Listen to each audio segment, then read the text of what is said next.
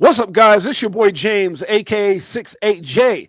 I'm here with my brother from another mother, the man, the myth, the legend, one of the greatest gym callers on planet Earth, EARF. My man CKJ's in the house. What's up, CK? Oh, Jay, it's an honor, bro. It's an honor to be creating crypto content and the evolution of money with you, sir. Hey, I'm man. honored. Hey, brother, I am honored, and I think everybody knows the story. You've helped put out some of the biggest names on the space, and I always tell people, when you look at some of those big names out there, they've all come through CKJ, Crypto News, baby, Bozilla, IBF, baby, you gotta love it. I'm honored, bro. And I'm telling you, man, like I'm just thankful that I found cryptocurrency early, and I think that we are still early, and the opportunity right now in this new asset class is endless. Absolutely. And I know we got a lot to talk about, brother. It's been a week since we got on. The first thing I want to say, man, CKJ, I think we got just right around 100 tickets left, man. What do you got to say about that one? Oh man, I'm blown away, bro. I'm telling you guys, I told everybody that we're having the biggest event in the history of humanity. The biggest event, guys. Six8Jay and CKJ is coming to Las Vegas, May 31st, XRP Las Vegas meetup. And I'm telling you, the who's who is going to be there.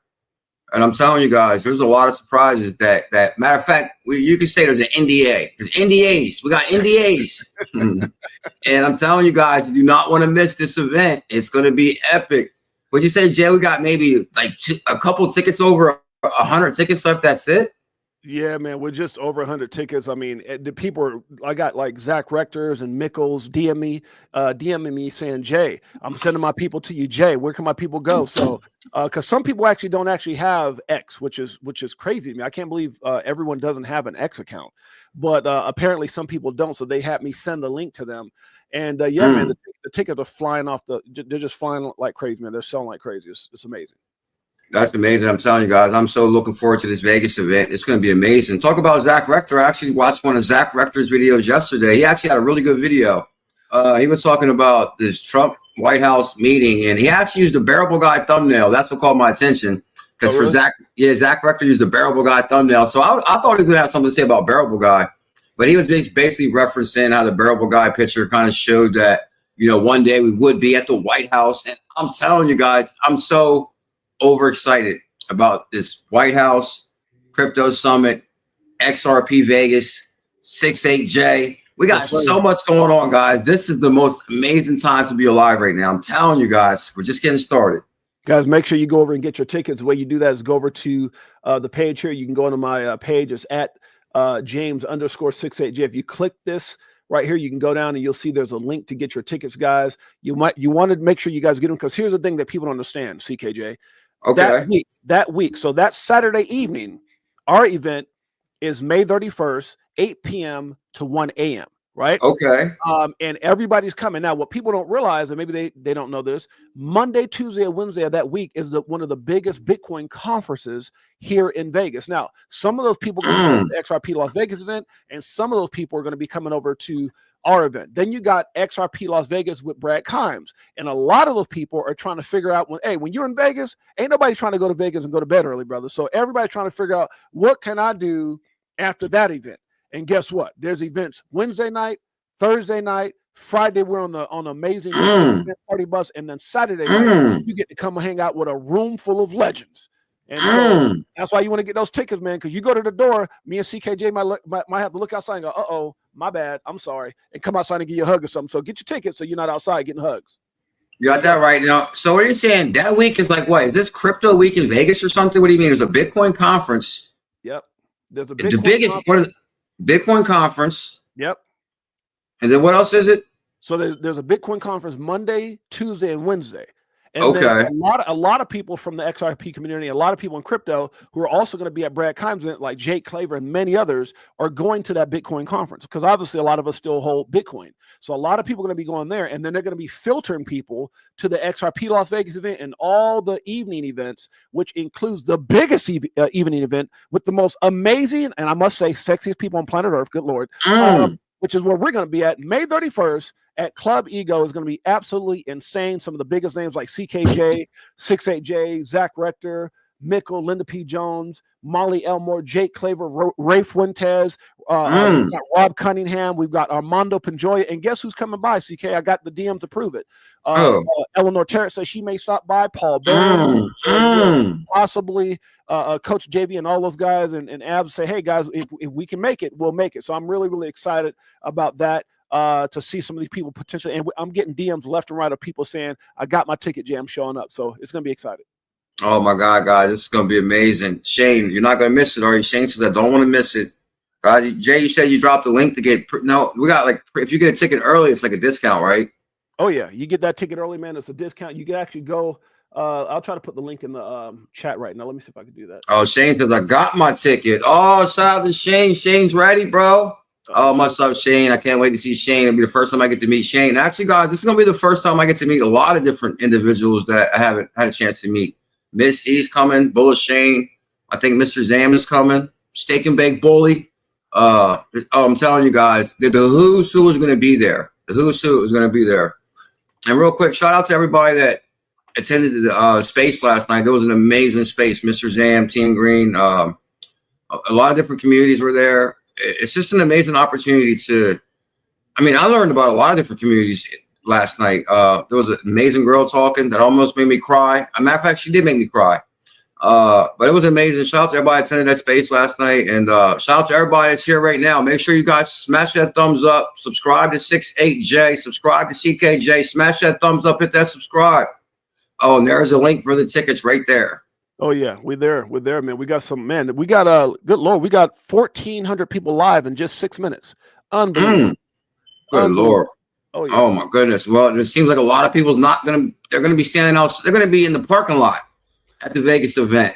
So let me read this to you, CK. I'm at the ticket site right now. So we have just over 100 tickets left, and 702 people have actually viewed the ticket site looking to go. 702. We can only get 200 people in. Now you figure that 702 people that are probably going out for Bitcoin conference and Brad Kimes event thinking, hey, I want to go hang out with CK and all those guys, 6-8 and Zach Rector and Molly Elmore and Mickle. But you know what? I'm looking out, and a lot of those guys, people who are looking, will actually buy.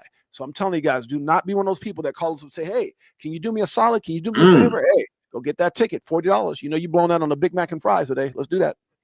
Wow. Somebody said, can they pre-book a VIP area? No, is it going to be VIP areas, or how's that working this year? Yes. There's VIP areas that you can actually book. So if you want to send me that plush gates, or you can actually DM me on my X account or on my what's it called, Telegram. And if you DM me and let me know, hey, this is plush gates, I will actually contact the venue and the owner, who I have his cell phone number, and we will be blocking off VIP areas for people who want to actually get those. Absolutely. Yeah. Well, so we actually bought a VIP area before, so I know exactly how that works. So absolutely, plush gates, you can do that. Okay, wow, that's amazing. Yeah, you got the VIP area last year, didn't you, Jay? Yeah, it was me and Mike O, my partner, one of my best boys, and the wife. We had a VIP area, bought a bunch of Kool-Aid. I'm not gonna say what it was actually, and then we shared the Kool-Aid with everybody. Hey, wow, that's amazing. Oh, guys, yeah. I'm telling you, in its location, you showed some videos of the location. Oh my God, this place is so beautiful, guys. It's going to be such a memorable experience. Just the way the place looks, the venue is amazing. Absolutely. So we got a lot to talk about today, CKJ. I know there's a lot of stuff that you want to go over, a lot of stuff I want to go over. You want to start with some topics here? You want to bring on our special guest? You want to save that? What do you want to do with that? I want to follow your lead, man. What's on your mind? What would you like to start with, sir? You were talking about a lot of good stuff before the stream. Yeah, so here's the thing, guys. A lot of people are taken back because obviously I think what we hoped had happened, or what we hope to see, and I'm actually going to pull this up right now, and me and CKJ will kind of just go over some of these topics here. Okay. The first thing I want to do is something that I actually reposted of yours, CKJ. Okay. Trump's World Liberty. It says Trump's World Liberty bought 20 million worth of crypto ahead of March 7th summit. So, wow, what do you think that's all about?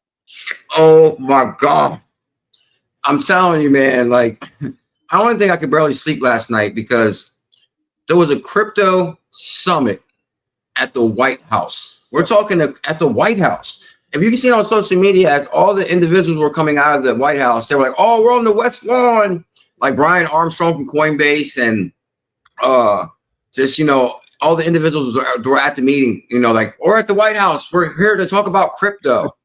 Like, whoa, like how many people said crypto was fake, and even a lady yesterday came out. I don't know if you've seen this video, Jay. She compared crypto to Beanie Babies. Did you see this video? I did not see that. Oh my God, Jay, you got to see it, bro. It's on my Twitter. We don't got to check it out now, but basically she says that crypto is the biggest scam in history, and she cannot believe that Trump is supporting this scam, and cryptocurrency is equivalent to a Beanie Baby.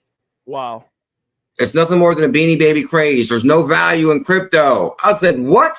Well, for the first time, offhand is real-time payments, real-time money movement, blockchain technology. Like, I mean, come on. What's your thoughts? Well, you're going to have a lot of people out there who are going to spin the different narrative. Now, one thing I can say is when you brought this to my attention, I want to kind of read the CK, and then I want to have you comment on that.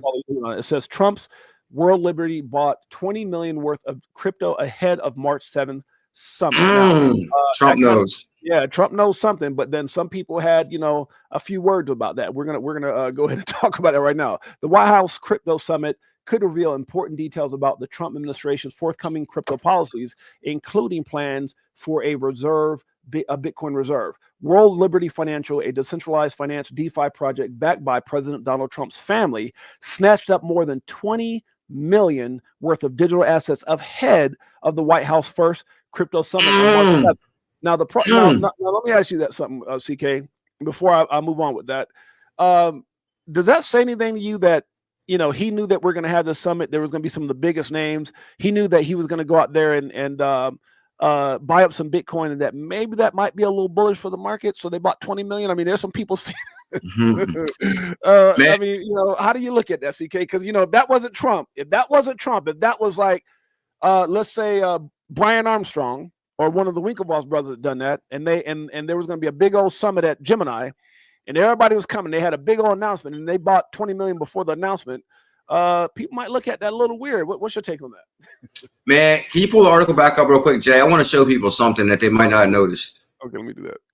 I'm telling you guys, I think Trump learned a valuable lesson about buy the rumor, sell the news. Because basically because I was seeing people saying, oh, Bitcoin's going to go to 140,000 after the crypto summit.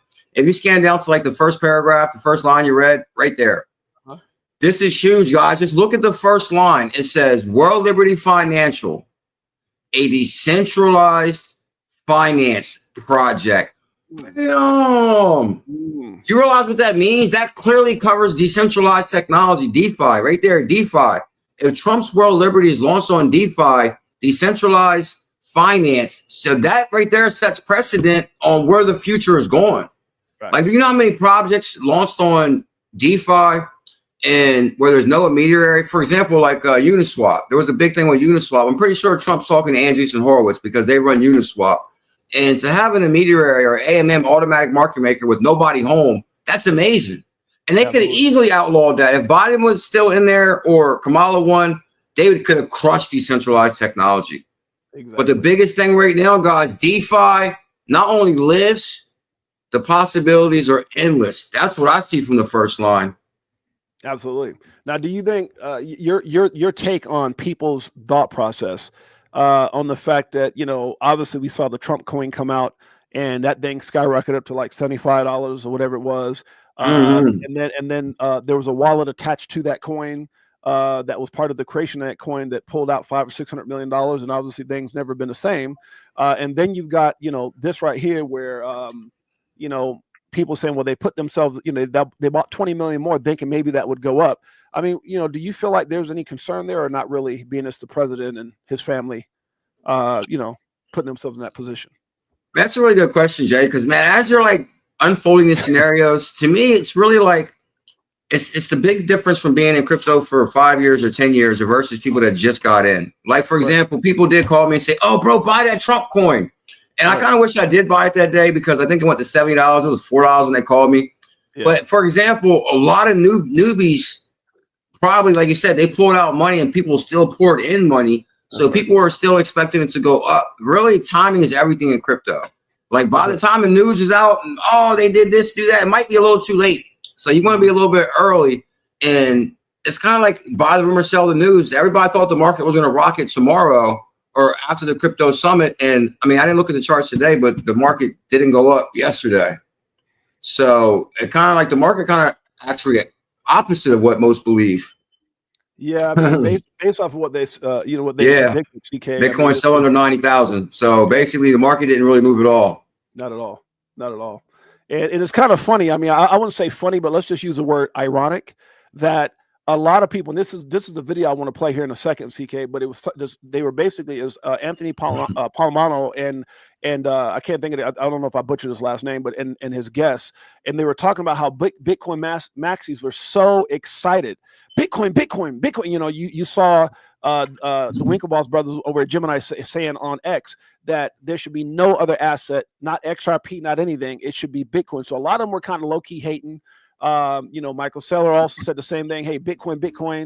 This is what I would do. I wouldn't put anything else. And then they kind of got what they wanted. But I don't think it's what they actually thought. So when Trump came out and said, hey, we're going to be holding what we confiscated, that's a lot different than what they anticipated, which is we're going to be buying a whole lot more using taxpayers' dollars. I'm telling you, man, when I was watching your show maybe like 2 days ago, and you was referencing like a backup, Brad Kimes, Digital Perspectives, right. Brad Kimes, he was actually referencing one of his tweets. And that's why I used to really like Brad Kimes when he was my backup on the show, because he would come out with these amazing, elaborate comments. And that one comment he made about Bitcoin maxis got upset for the first time because they know they don't have an unfair advantage no more. Like, for example, when Trump came out and said, oh, we're bullish on XRP, Solana, and ADA, them Bitcoin maxis had a heart attack. Like, oh, my God, you forgot Bitcoin. And Brad Kimes did sum it up, man. I think the best answer as far as like, oh, they're feeling the pressure. Now it might be a level playing field. It's a new day in crypto. And Trump is bullish on memes, and Trump is bullish on DeFi. And if anybody's hating on either one of those because of Trump, really, they didn't vote for Trump. They're just using any excuse to outlash at the greatest president in the history of humanity. I agree. I was trying to figure out if I can find the one that you were talking about there. Oh, man, that's sweet, man. That I'm telling you, Brad Kimes used to put, like, when he was just in my stream only, he used to put amazing comments like that. And like, so me and him had like a little flow going for a while. And then I would read his comments. He'd have some good stuff to say. And I was like, maybe Brad Kimes, maybe you should start a channel, bro. You are kind of good. And then, Star was born. Well, let me put on these two of these things, and then we can go ahead and make comments on them, CK, if you don't mind. I'm gonna put up Anthony Palomalo and have him. Is that how you say his last name? Let me see. Let me see if out here.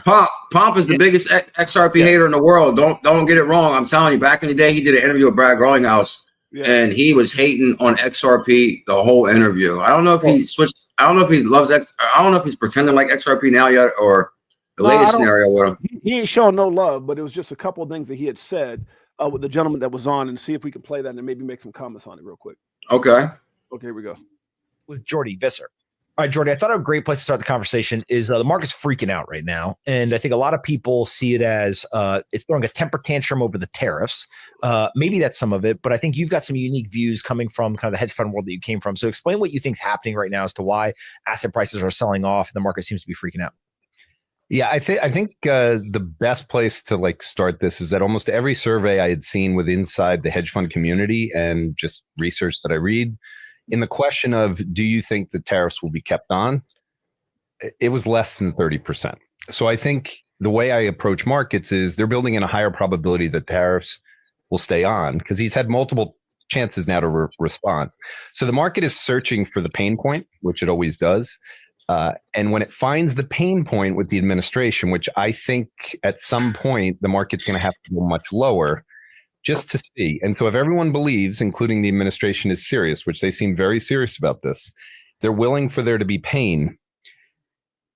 In August of 22 was the last time I heard an official say there's going to be pain. And that was at Jackson Hole when Jerome Powell said, you're going to feel some pain. There will be pain. In the markets, there will be pain. I happen to believe that it's a very different scenario and that the tariffs are not going to actually accomplish what they want. I know you have a different view, but that's where I'll start this. So there's more to that, CKJ. Do you think the tariffs are the reason that we're not having the type of upside momentum, especially with, some of the things that Trump had promised, hey, we're going to make crypto the capital of the world, Bitcoin the capital, as far as America, and then things go on the opposite way? Because don't you agree that news yesterday, even for Bitcoin maxis or anybody invested in Bitcoin, you'd think it would have moved the price up in a positive way? But could tariffs be the reason, the fear of tariffs keeping us down? Man, believe it or not, I think I got maybe a good answer for this. Okay. For one thing, the way he's talking almost makes me want to cry. And I'm talking happy tears, because with no pain, there is no gain. Like, we need pain. We need real pain. If we're going to be rich as we want to be, or make all the money that we're going to make, we need prices to go way lower. How low can we go? I'm telling you guys, I love the dips. I've been in crypto 10 years. So, and I'm telling you guys, the more the pain, the more the gain. And I'm telling you, I know people want to be rich tomorrow morning. Oh, I'm telling you, you're not just going to crypto. It's not like that. That's not reality. Right. Reality is you got to feel something first. Like, oh man, it's taking forever. You got to go through the pain. And the next thing you know, you can really enjoy when we really rock it, because you can feel it. But the thing is I think crypto is still a very nascent, or for small. Even though we got the president talking about it, it just doesn't mean like, oh, the president's talking about it, like, let's go buy crypto. Right. This is still a very, very, very small market. We're only at what, $1 trillion, $3 trillion, $2 trillion. Right. And that's newly, so, I think look at BlackRock. What's it like? They're a $1 trillion company in themselves. Right. One company's worth $1 trillion. We don't even have a crypto company worth $1 trillion yet. The market is just still so small. Right now, we got all the opportunity in the world. You see, Trump is buying $20 worth 20. Liberty's buying crypto because they know what's coming. They know what's coming. Now, they wasn't buying it because, we think it's going to rocket right after the summit. They're buying it because we know that this is going to the moon. Okay, I like it. I want to go over one more thing that they actually discussed, and it was talking about that right there. There's something interesting that they had said, and I'm gonna see if I can catch it. I believe I paused it right there. Let me put it right back over there. Hold on. Portfolio. Now, at the same time that maybe the stock investors are freaking out and a little worried, there's euphoria in Bitcoin land because they got the strategic reserve. We saw this week Trump sit in the Oval Office, sign it. I think David Sachs' phrase was, "It is a digital Fort Knox for digital gold." What is your take on the strategic reserve, and maybe also like why the price of Bitcoin actually went down rather than up on the news? Well, in terms of whether it's a good thing or a bad thing, I believe the announcement they gave is good for Bitcoin and everyone should be happy. It's not maybe what everyone thought they would announce in terms of buying it, but I think we keep moving in the direction that I think you and I both agree with, which is if you're going to hold analog Bitcoin in the form of gold, you should be holding digital gold. And I believe that that's a perspective that more and more companies and countries around the world that have done it have seen the benefits. And I happen to believe that this is going to be a good thing. I think the announcement itself, the reaction was negative, gets back into that thing of people hoping that we're going to announce it, we're going to go buy it. And it fell to, I think, about 85, and then it rallied right back to 89. And I think that was the perspective that this is just another step in the direction of what the Senator Lummis bill is really supposed to be geared towards. I think they're committed to this, so I think everyone should be happy.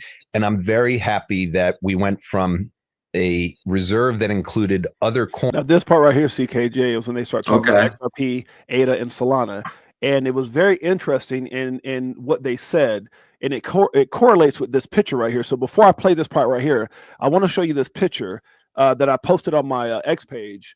And it was when Trump had made a comment that made Michael Saylor put his hand over his head.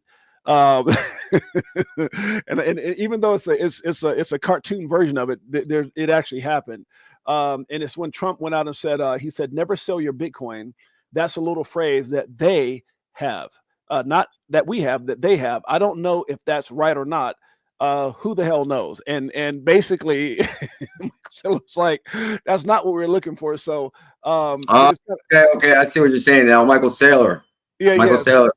Yeah, he was sitting there like who the hell knows if it's really going to be what they say it's going to be is pretty much what it was. So, but let's listen to how he comes out with. It was very interesting, CK. What he was saying is basically Trump said one thing. He got on Truth Social.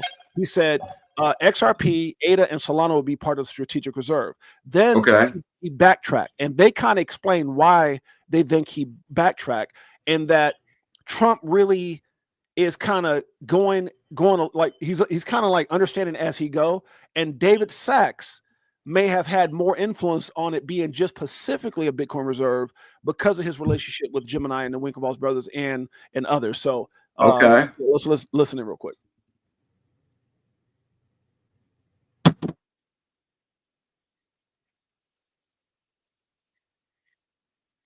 I like how you can play clips on your program.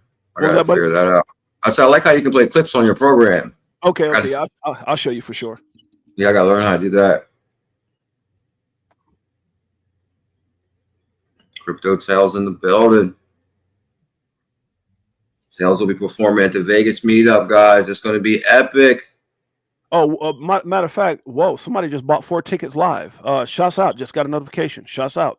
Somebody in the stream was saying that they bought a bunch of tickets, and I was like, somebody just bought 4 right now live. That's amazing. Oh wow! Okay, guys, we will be going live once a week leading up to the Vegas event. It's called the XRP 589 Las Vegas Countdown to May 31st, Vegas.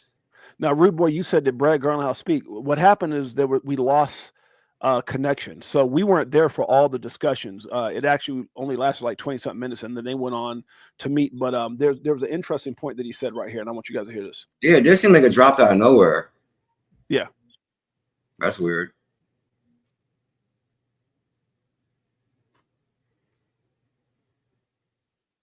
Can you see the clip? We can't see it right now. I think you gotta switch the screen back. Oh, y'all can't see it. All right, my bad. Let me see. My bad, guys. I'm sitting here. I got it on like everybody can hear it. Right. And so. Oh, no. We can't hear it either. Okay. So we could. Now we can see and hear it. Okay, perfect. Think about 85, and then it rallied right back to 89. And I think that was the perspective that this is just another step in the direction of what the Senator Lummis bill is really supposed to be geared towards. I think they're committed to this, so I think everyone should be happy. And I'm very happy that we went from a reserve that included other coins, and we've now settled on Bitcoin. I think you and I are completely aligned on this, that I don't understand. If you want to have a stockpile of other stuff that you end up accumulating on for whatever reason, great. But in terms of a reserve asset for the country, Bitcoin is the only one that I think should be in it. Yeah, what's interesting to me is you put business people into positions of power and influence in the administration. And I think what they've learned over time is, like, if you get a financial asset through confiscation or criminal investigations or whatever, one like very easy change in maybe approach.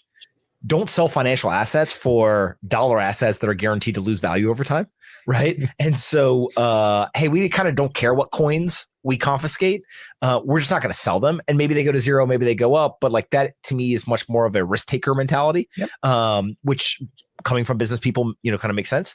But the Bitcoin executive order, there is this language in there that says that the Treasury Secretary and the Commerce Secretary have the ability to find budget neutral ways to accumulate more Bitcoin.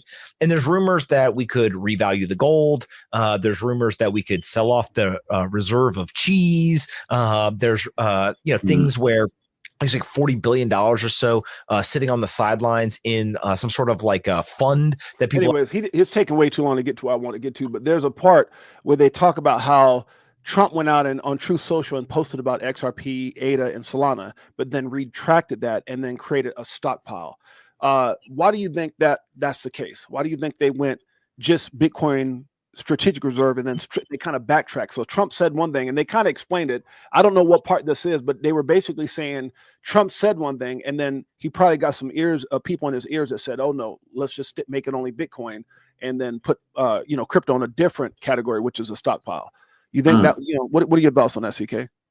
I think, actually, I remember following this a little bit because I remember seeing all the Bitcoin maxes crying the next day that Bitcoin didn't get announced in his first tweet.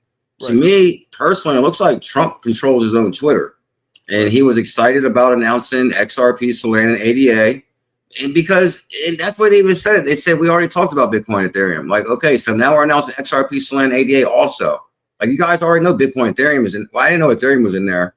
But as far as like, we know Bitcoin, he's going to do a strategic reserve for Bitcoin. But I just thought he was adding more additional altcoins. But then he had to go back and say, oh, okay, yeah, Bitcoin too. Also, absolutely. But also his son tweeted, said, you guys are looking into this too much. And that's how crypto people are, though. They look into something way too much.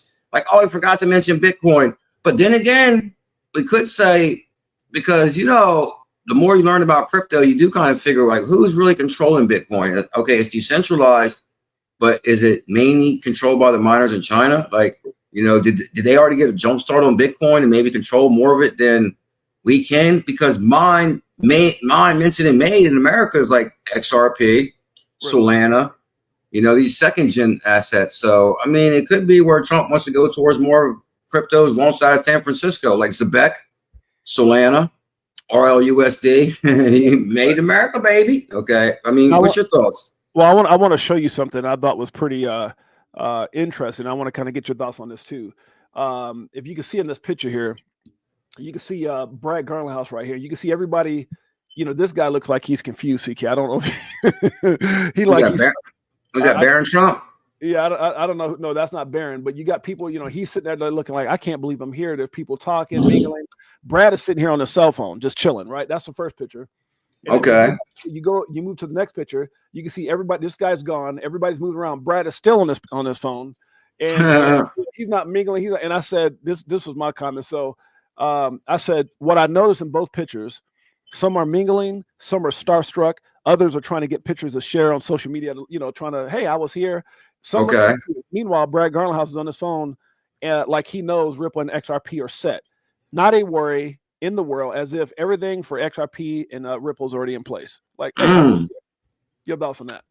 Man, I agree. Right on the money, bro. I'm telling you, you know, I started making crypto content in 2017, and that's some of the first things I found. And that's why I was big time XRP maxi at the time. I'll admit it, is because out of all the cryptos I researched, XRP was the only one you could tie real connections to, real money, real entities, real relationships, real court rulings.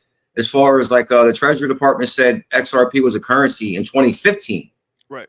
I started making content in 2017. So imagine somebody new to crypto and you're finding this asset XRP has already been labeled a currency. That's right. So I'm like, whoa, this is a sure thing. Like for the U.S. Treasury Department to already say XRP was a currency in 2015.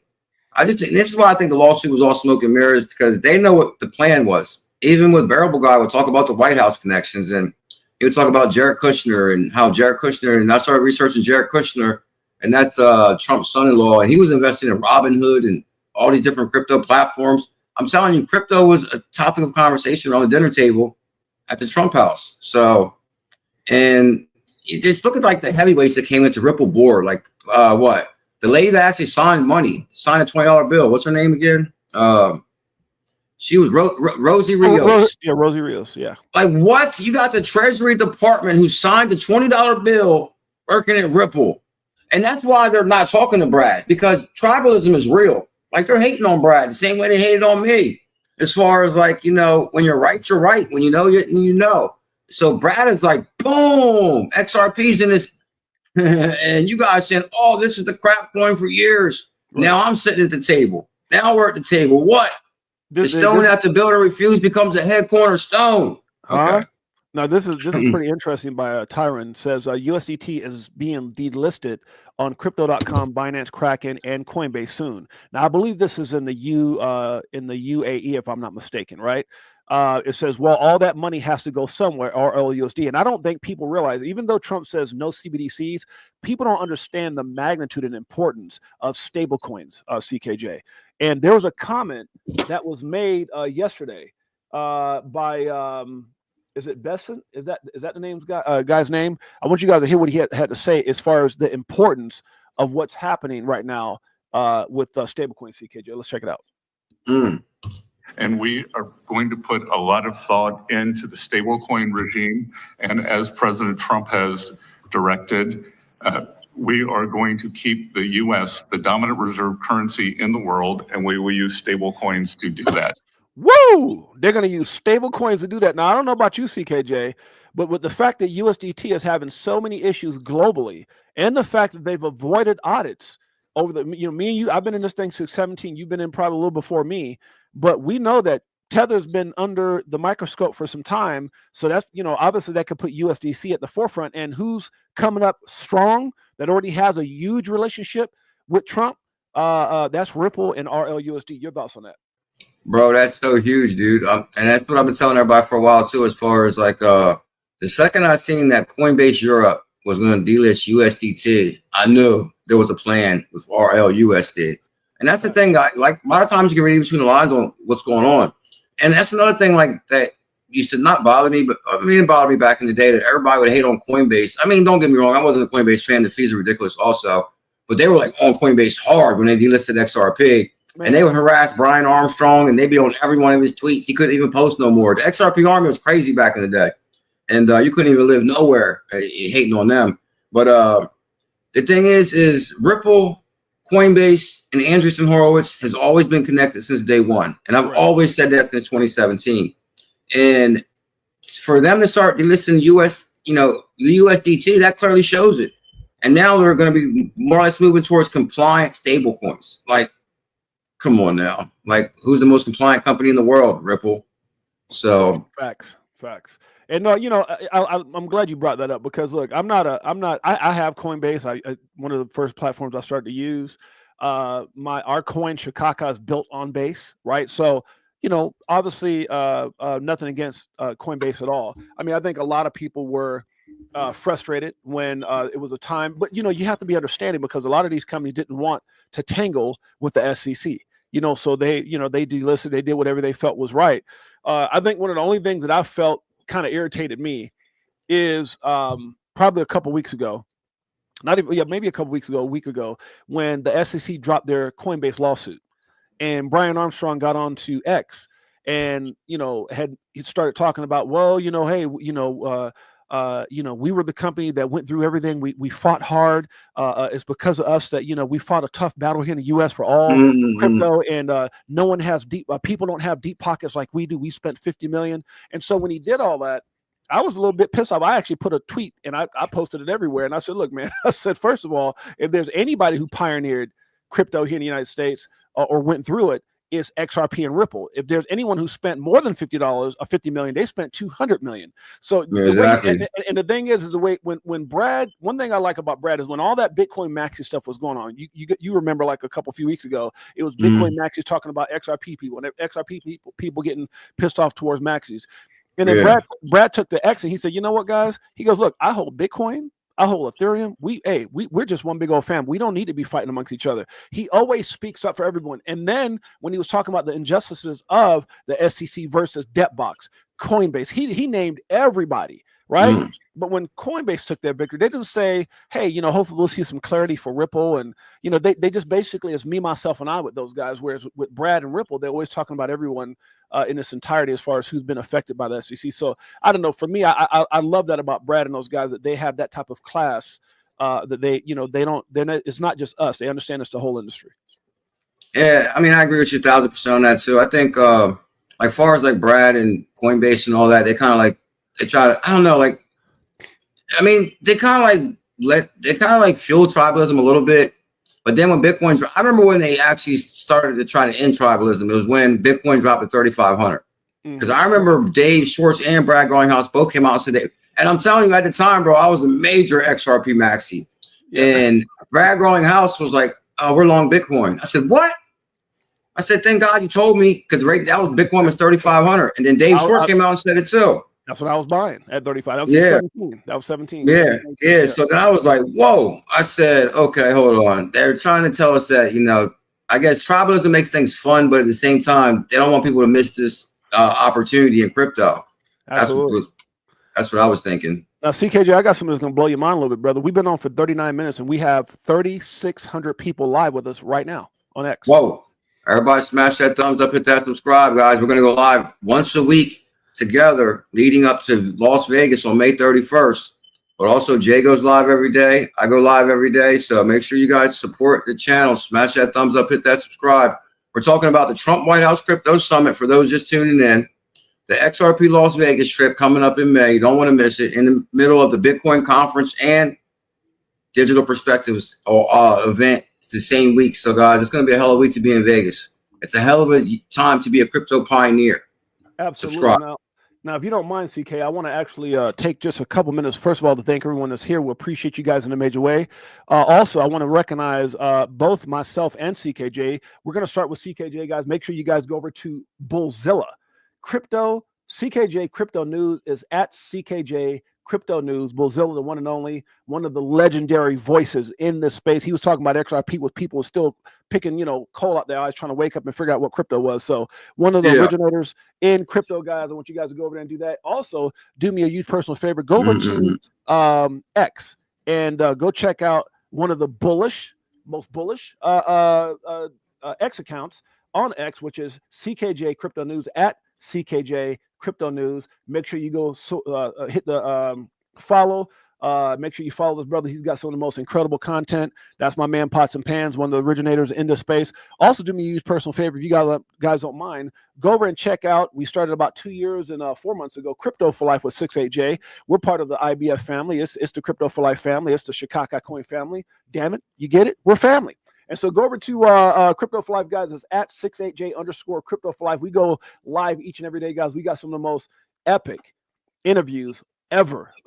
Some of the biggest names, lawyers, Zach Rectors, Linda P. Jones, a Rolodex of phenomenal information, guys. Make sure you do that. And also go over and support, if you guys don't mind, my X page, which is at James _ 68Jay. And it's not just the name, it's also my height. So guys, make sure you guys go check us out.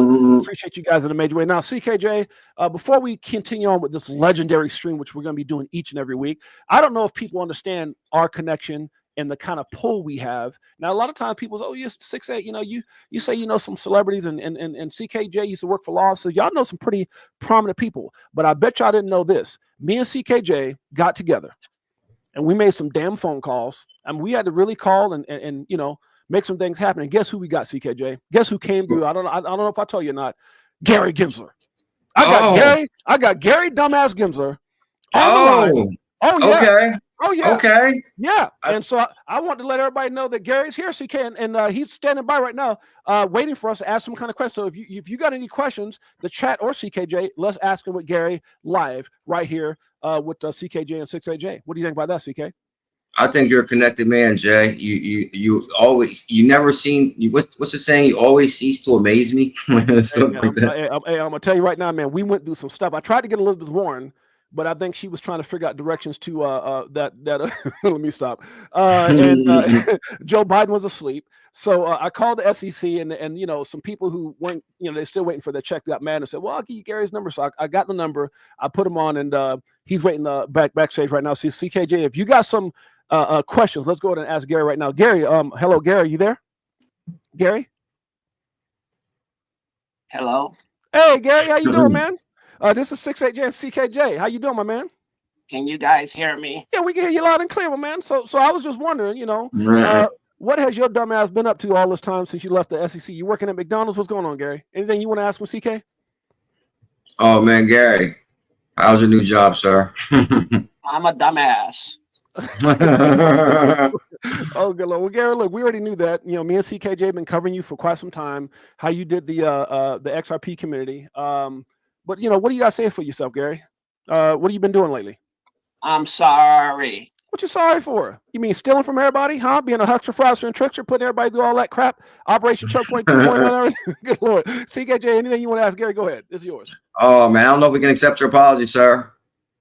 Can we settle? We've been waiting to settle. CKJ, he want to settle. Oh no, we got to take a vote. 125 million. I think you got enough with that 200 million that you cost Ripple and then all the XRP army, Gary. So hey man, I won't say it's been great talking to you, but yeah, from my personally, CKJ, you can kiss my ass. I'm sorry, assets. My bad. I'm stupid, but I'll answer any questions you guys might have. Okay, well, you know, I think that's enough with the question, CKJ. I'm tired of doggone Gary, but you know what we can do? Let everybody here know how much we appreciate each and every one of them.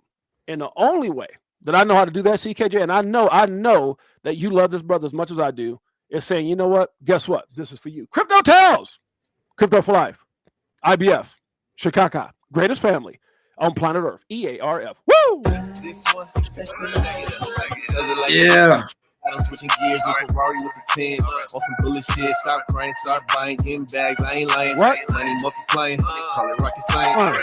I'm so tired of Control, control. You already know. Swimming in the dough, SEC gets exposed. Tomorrow's the day. SEC, you gonna blow. Lost, not caring what it costs. I ain't when it drop, waiting for the flip flop to the tip top. While you watching TikTok, so my new wristwatch hit the Vegas crypto meter. Wait a minute, how he know about the Vegas crypto meter? He made this song 2 years ago. Oh yeah, I think Tales is from the future. Vegas crypto meter. How the hell did he know we were doing that this year? And he made the song too. Did y'all hear that? One more time. Tip top while you watching TikTok, so my new wristwatch hit the Vegas crypto meter.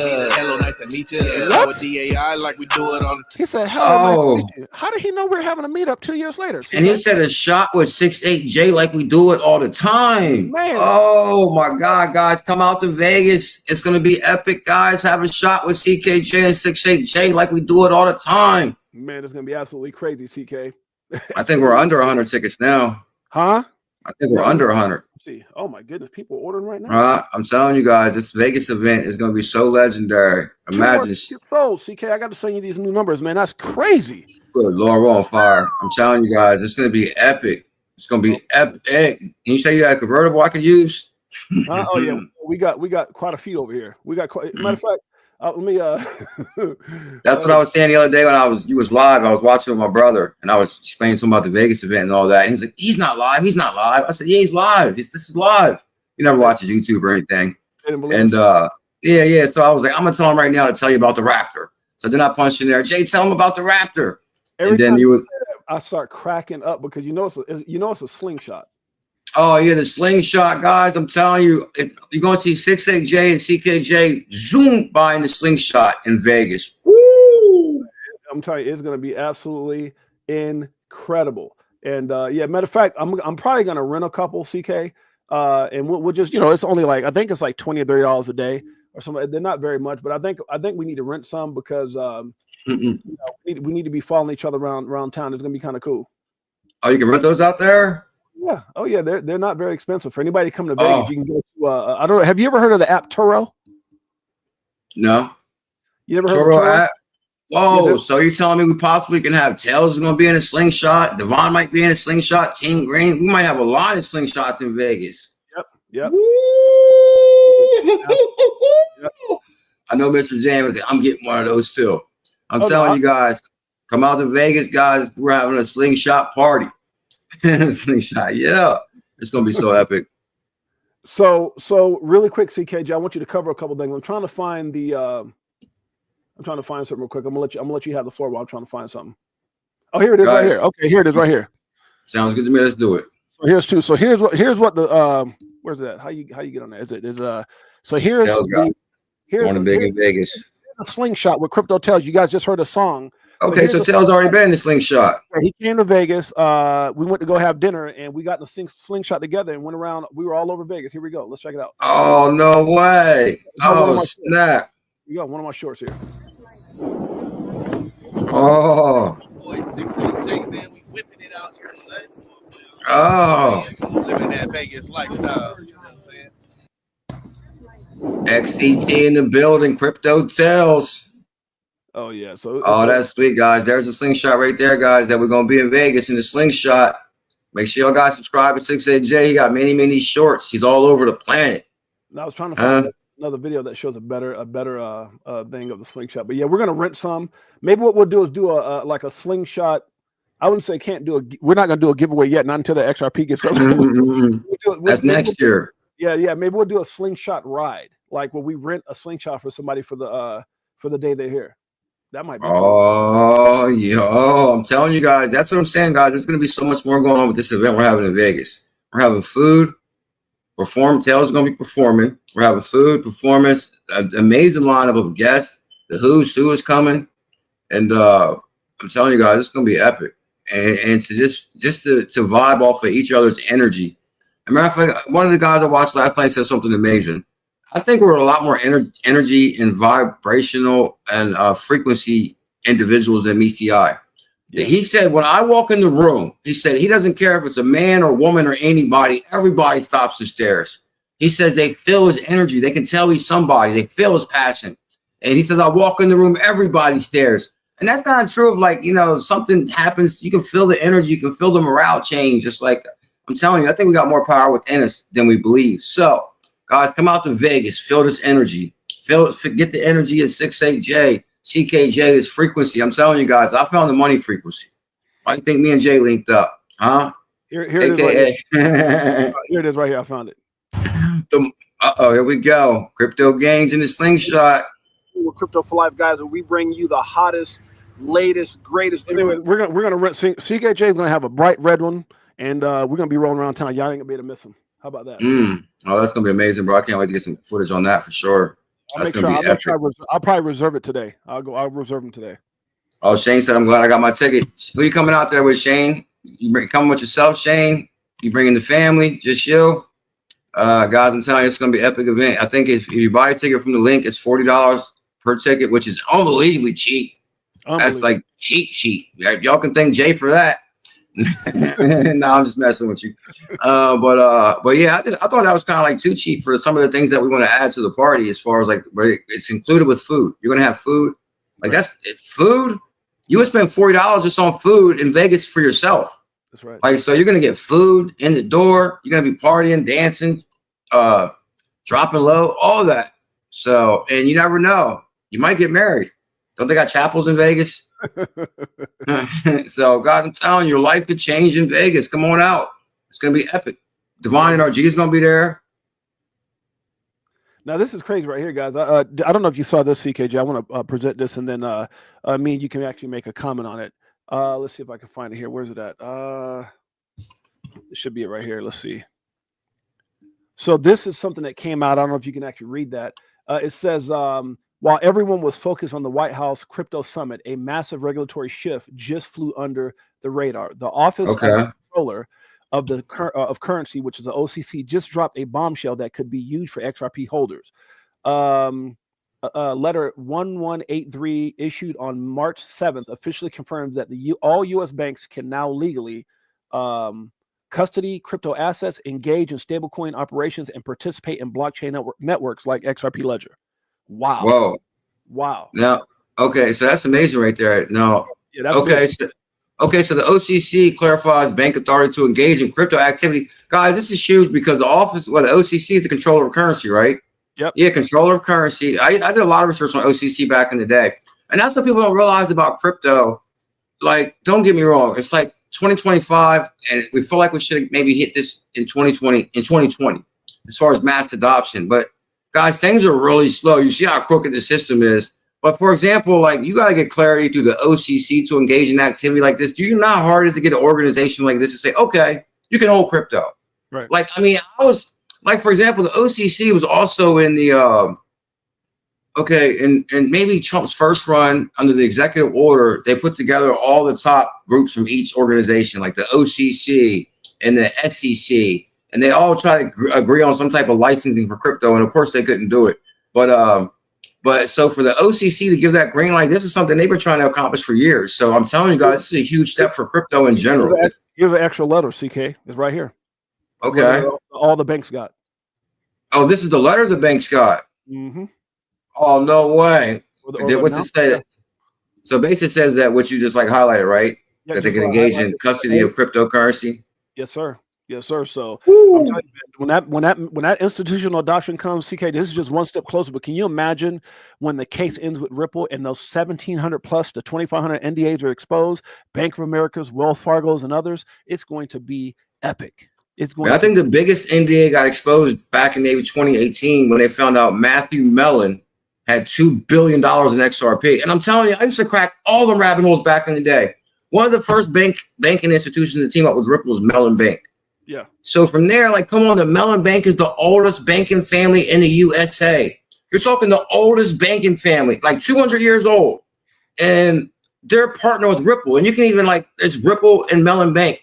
And I was like floored that Mellon Bank would partner with Ripple. I was like, whoa, this is something really cooking with Ripple. But then to find out Matthew Mellon already had 2 billion XRP, do you realize how much money he'd be worth right now? Right. Or do you realize how much XRP is out of circulation they can't access? Because he died unexpectedly in like Mexico. And they're like, oh, we don't got the keys to his wallet. We don't got the keys to his wallet. If he had 2 billion XRP, and what, XRP is $3, what's that? That's what? That's going to be, what, 6 billion? Yep. I believe. $6 billion. Matthew Mellon would have been worth $6 billion just off his XRP. And that's not even talking about his little trust fund that he gets every month. He might be worth more than the Mellon family just off his XRP investment. That's crazy. They knew what was coming. And I'm telling you guys, that clearly is insider trading to me. I don't care what they say. Like, why was Matthew Mellon sitting on that much XRP? Absolutely. Now, I got a question for you, CK. I know we've got some things that we're going to be doing. We got some contests. We're going to be giving a dinner giveaway with those who get their tickets. And remember, you have to have a ticket, so that way you qualify to be in the drawing for a dinner with me and CKJ. And we're going to be picking someone to be on that Mercedes-Benz party bus with us, and all the different.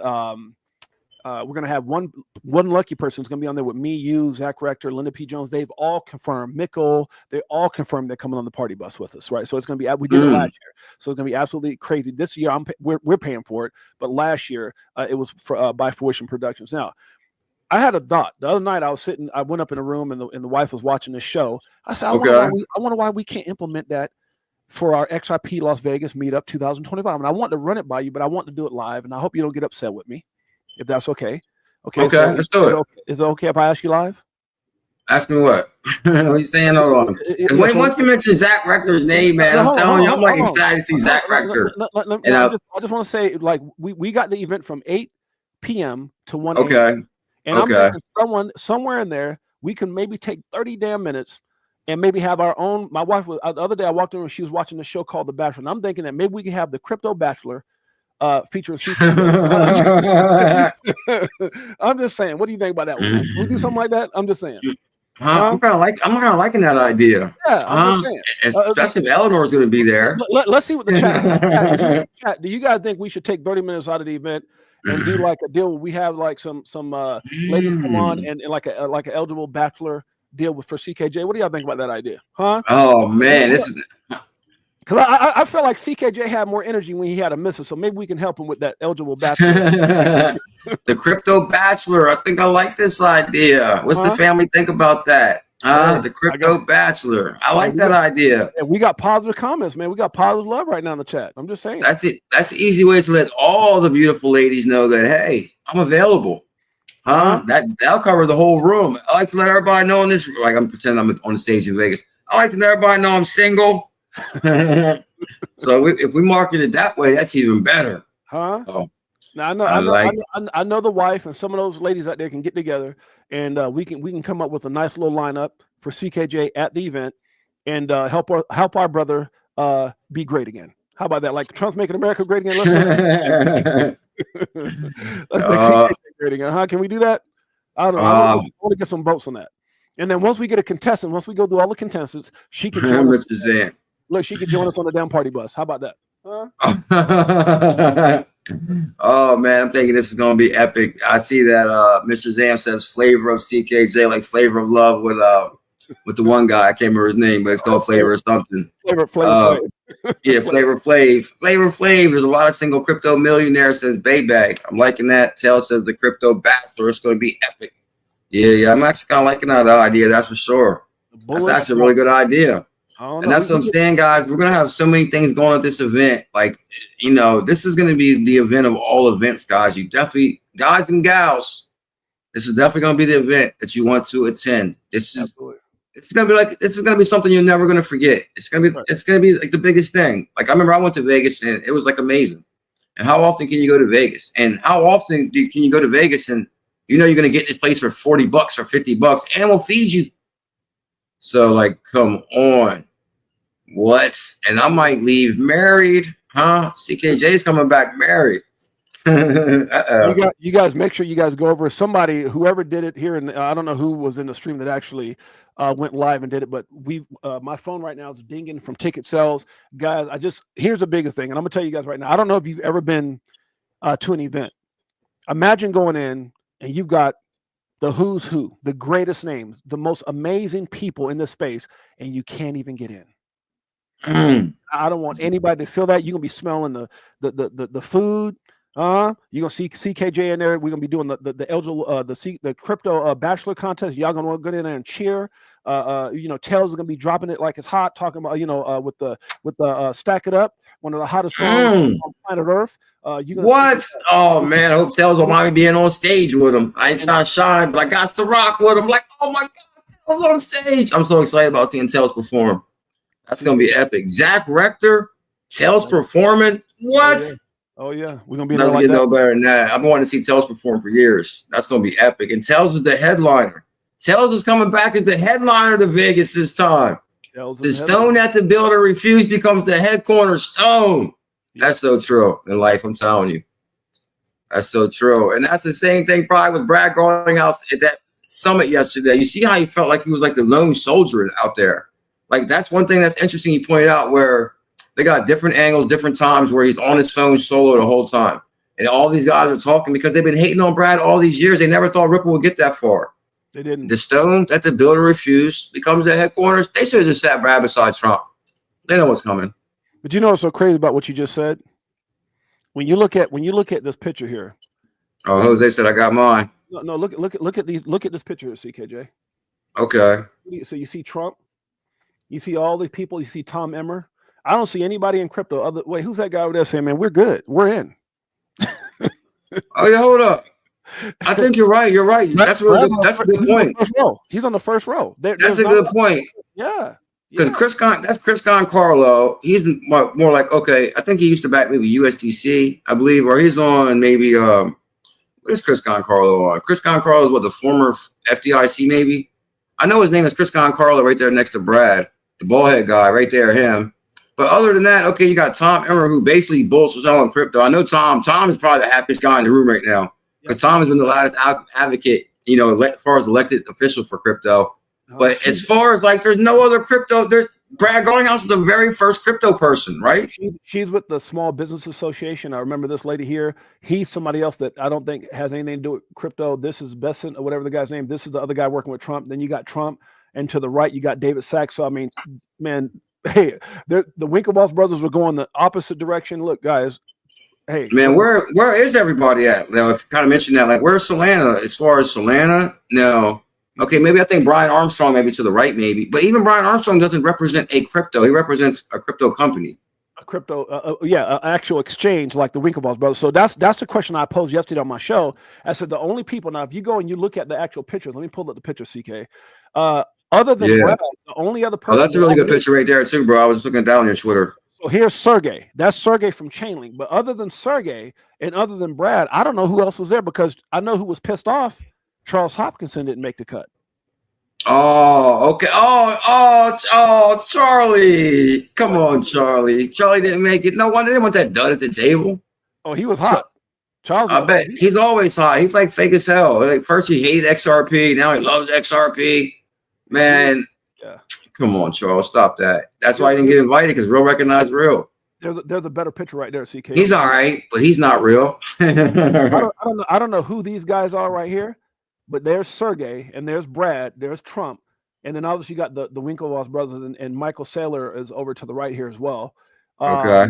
But yeah, I mean, it's and the only person they're missing from this whole round, this table event, they should have had me there. They needed me at that event. I could tell. They needed Brad is a boss. They need somebody there that's real, like real. Like I could tell. I mean, don't get me wrong, Brad Garlinghouse, he's cool. I mean, he's a real dude. I think he was texting you there saying, CKJ, where you at? Something like that. Oh, yeah, we need you, bro. I need you for backup. He said we need the bear. Bring Bearable Guy and bring CKJ here. Yeah, what's his name? I'm trying to see if I can find that video. Let's see if I can find it here. Yeah, but that's amazing. Man, what about that, dude? What's your thoughts on this right here? This is pretty interesting to me. I showed this yesterday, and this is Sam. Okay.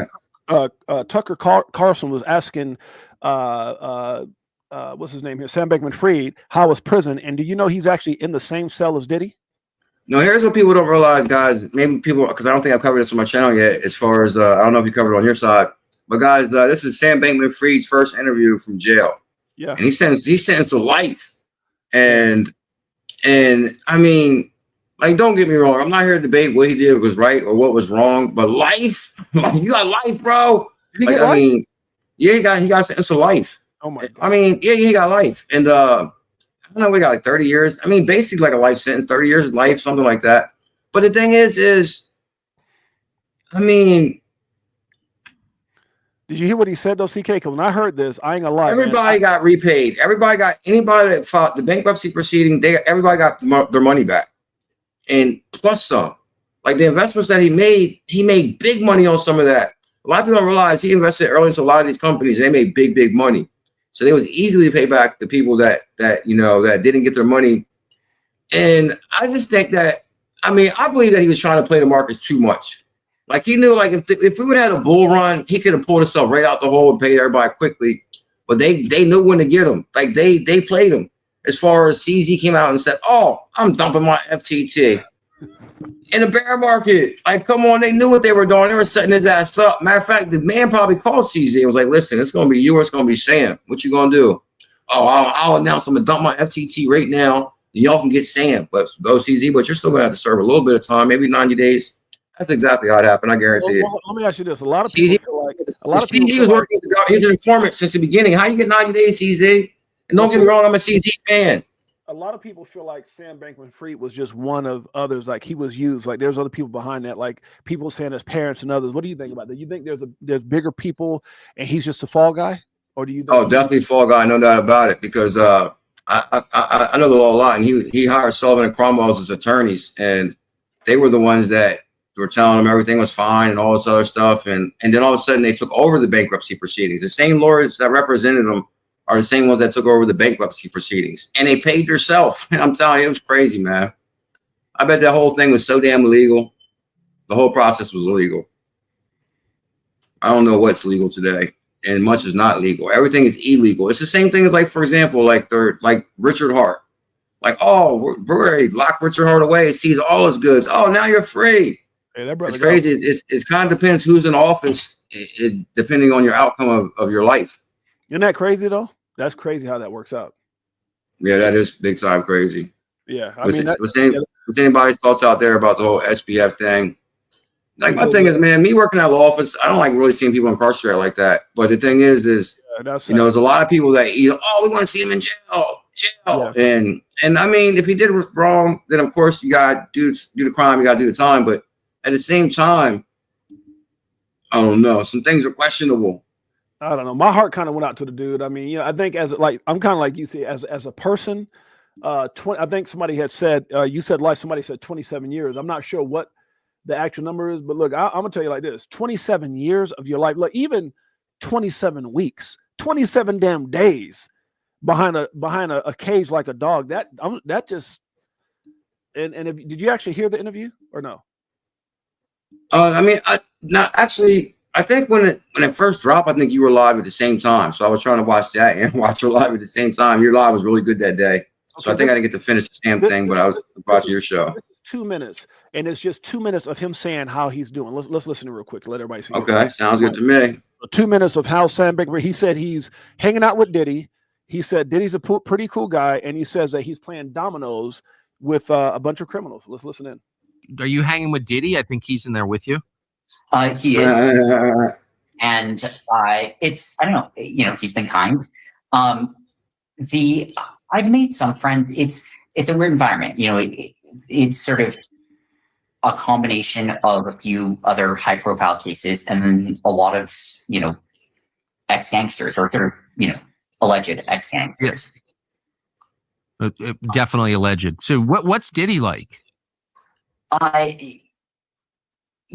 Obviously I've only seen one piece of him, which is, Diddy in prison. And, he's been kind to people in the unit. He's been, it's a position no one wants to be in. obviously he doesn't. I don't. As you said, it's kind of a soul crushing place for the world in general. And what we see are just the people that are around us on the inside rather than we are on the outside. Oh, I'm sure. And you're two of the most famous prisoners in the world in the same unit. What do the armed robbers think? What's the odds? Well, it's a really interesting question. And of course, some of them are, I think are thinking like, wow, this is sort of a big opportunity, like, to meet people they wouldn't otherwise get to meet, which is what man, how do you laugh at a brother when he's in prison? That's crazy, man. It shocked me the first time I heard that. Right? It makes sense from their perspective, but like, boy, is that not how I think about prison.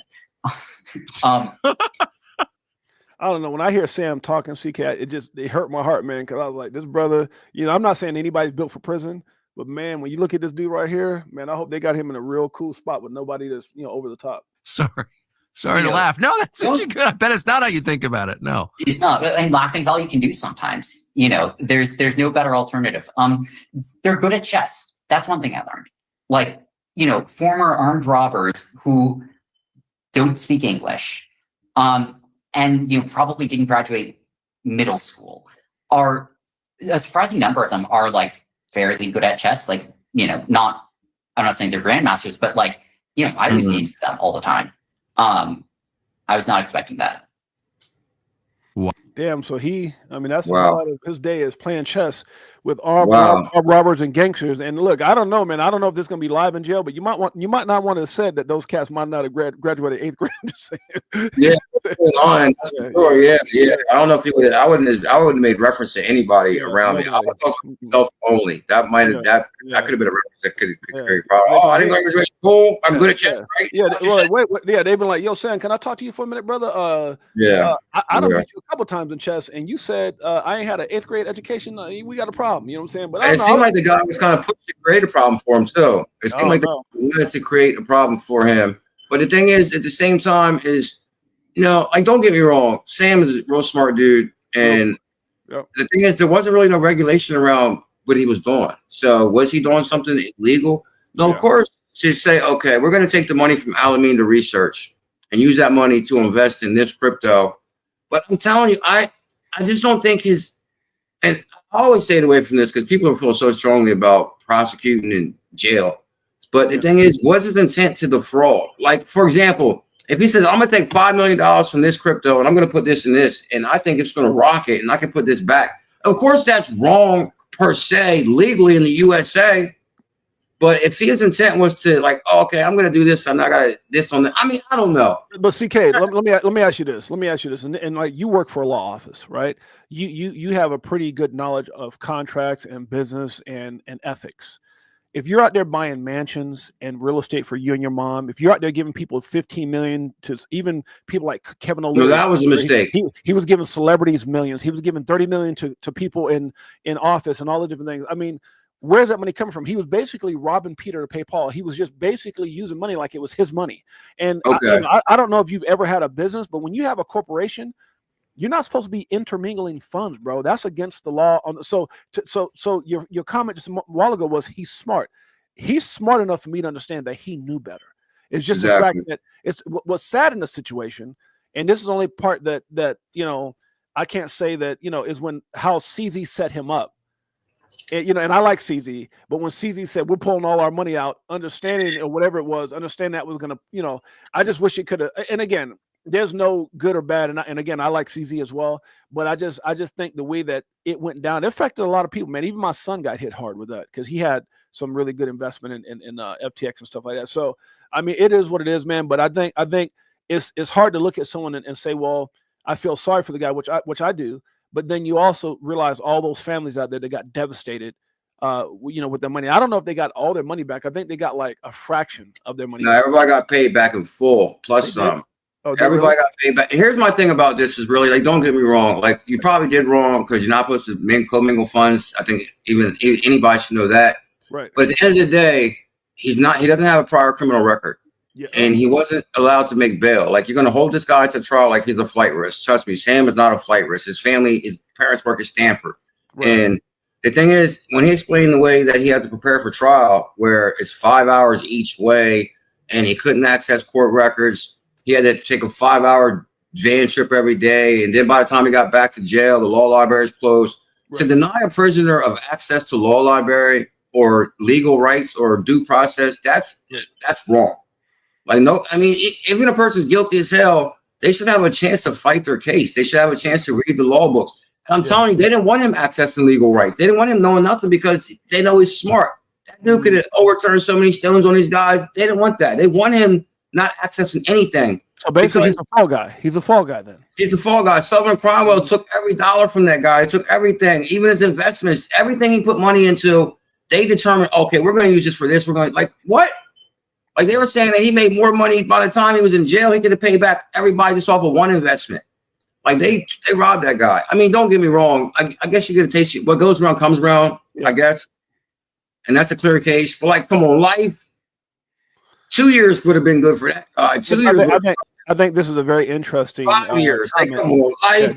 This is very interesting by Yusuf El Bebe. He said if any of us would have done what he done, we would be under the jailhouse and wouldn't have gotten an interview. And I think that's one of the things that I can say with a lot of these high profile people. They actually do get treated differently because a fraction of what some of these people. I mean, think about right now. And again, I know we're probably going off topic here, but when you look at what the Department of Government Efficiency is doing with Elon, right?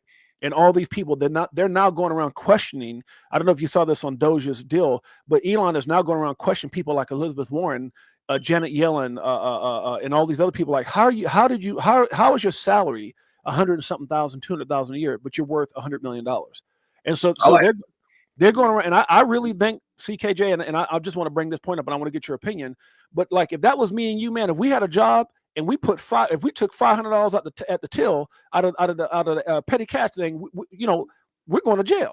If we don't report, if I send you $600 on Cash App and you don't report that on your tax, they ready to throw us, like we're in trouble. But these people have robbed and stole billions from taxpayers.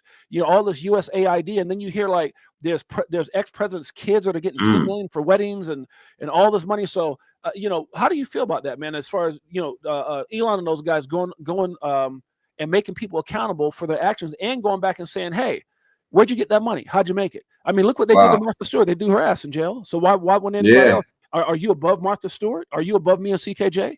Why would you not explain how you got that money? I mean, that's exactly, man. I think the Doge team is amazing, man. I think that they need to release the Doge team on the FTX bankruptcy proceedings and see how many of them Sullivan and Cromwell and all them attorneys got paid and how they took over his case. I mean, Sam had some really good complaints in the beginning. I'm just talking about the due process. Let's not focus on what he did, got in trouble, what he did wrong, I'm just talking about the due process that individuals are entitled to fight their case. Like, if you got a guy that can't access law library, he has to travel out. You're traveling 5 hours a day for court, or 5 hours a day. Like, come on, they did that on purpose.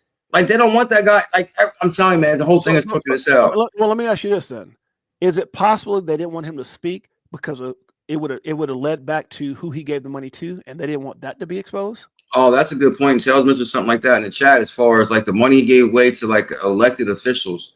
Because his brother was like in politics. So he would funnel a lot of money through his brother into politics. Yeah. And really, I'm telling you, probably what really happened was there's some politicians, because basically what would happen, they were like, it would be like crowdfunding or something. Oh, we got this. Can Sam give us money for this? Can Sam give us money for this? And Sam and his brother would pick and choose who would get all this money. So imagine the ones that didn't get the money. Like, oh man, Sam's over there giving this money away to them. So then you got like these, like, it's kind of like when one side stands up for Trump, the other side doesn't. They're like always arguing over who's going to get the money over there. As you can see with Doge is uncovered. So they were pissed at Sam because some people got the money, some people didn't get the money. Right. And not only, okay, so we're going to get Sam in trouble because you got the money and I didn't.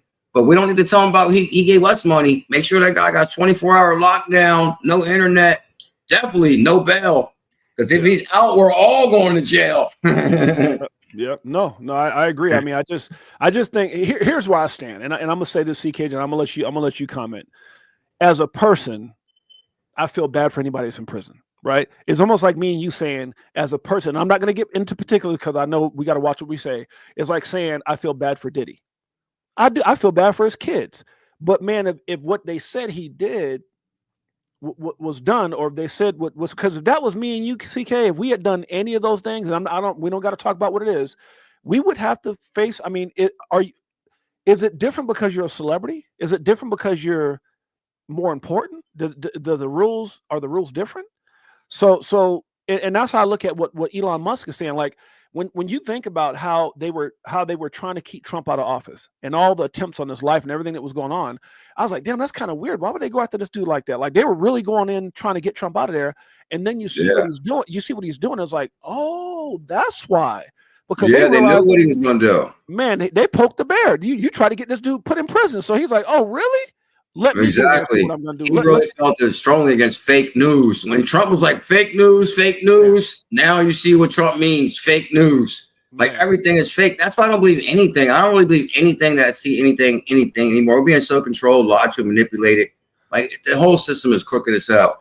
And like I don't really want to touch on anything like that, but at the same time, they're uncovering that he had the big thing with his liquor company.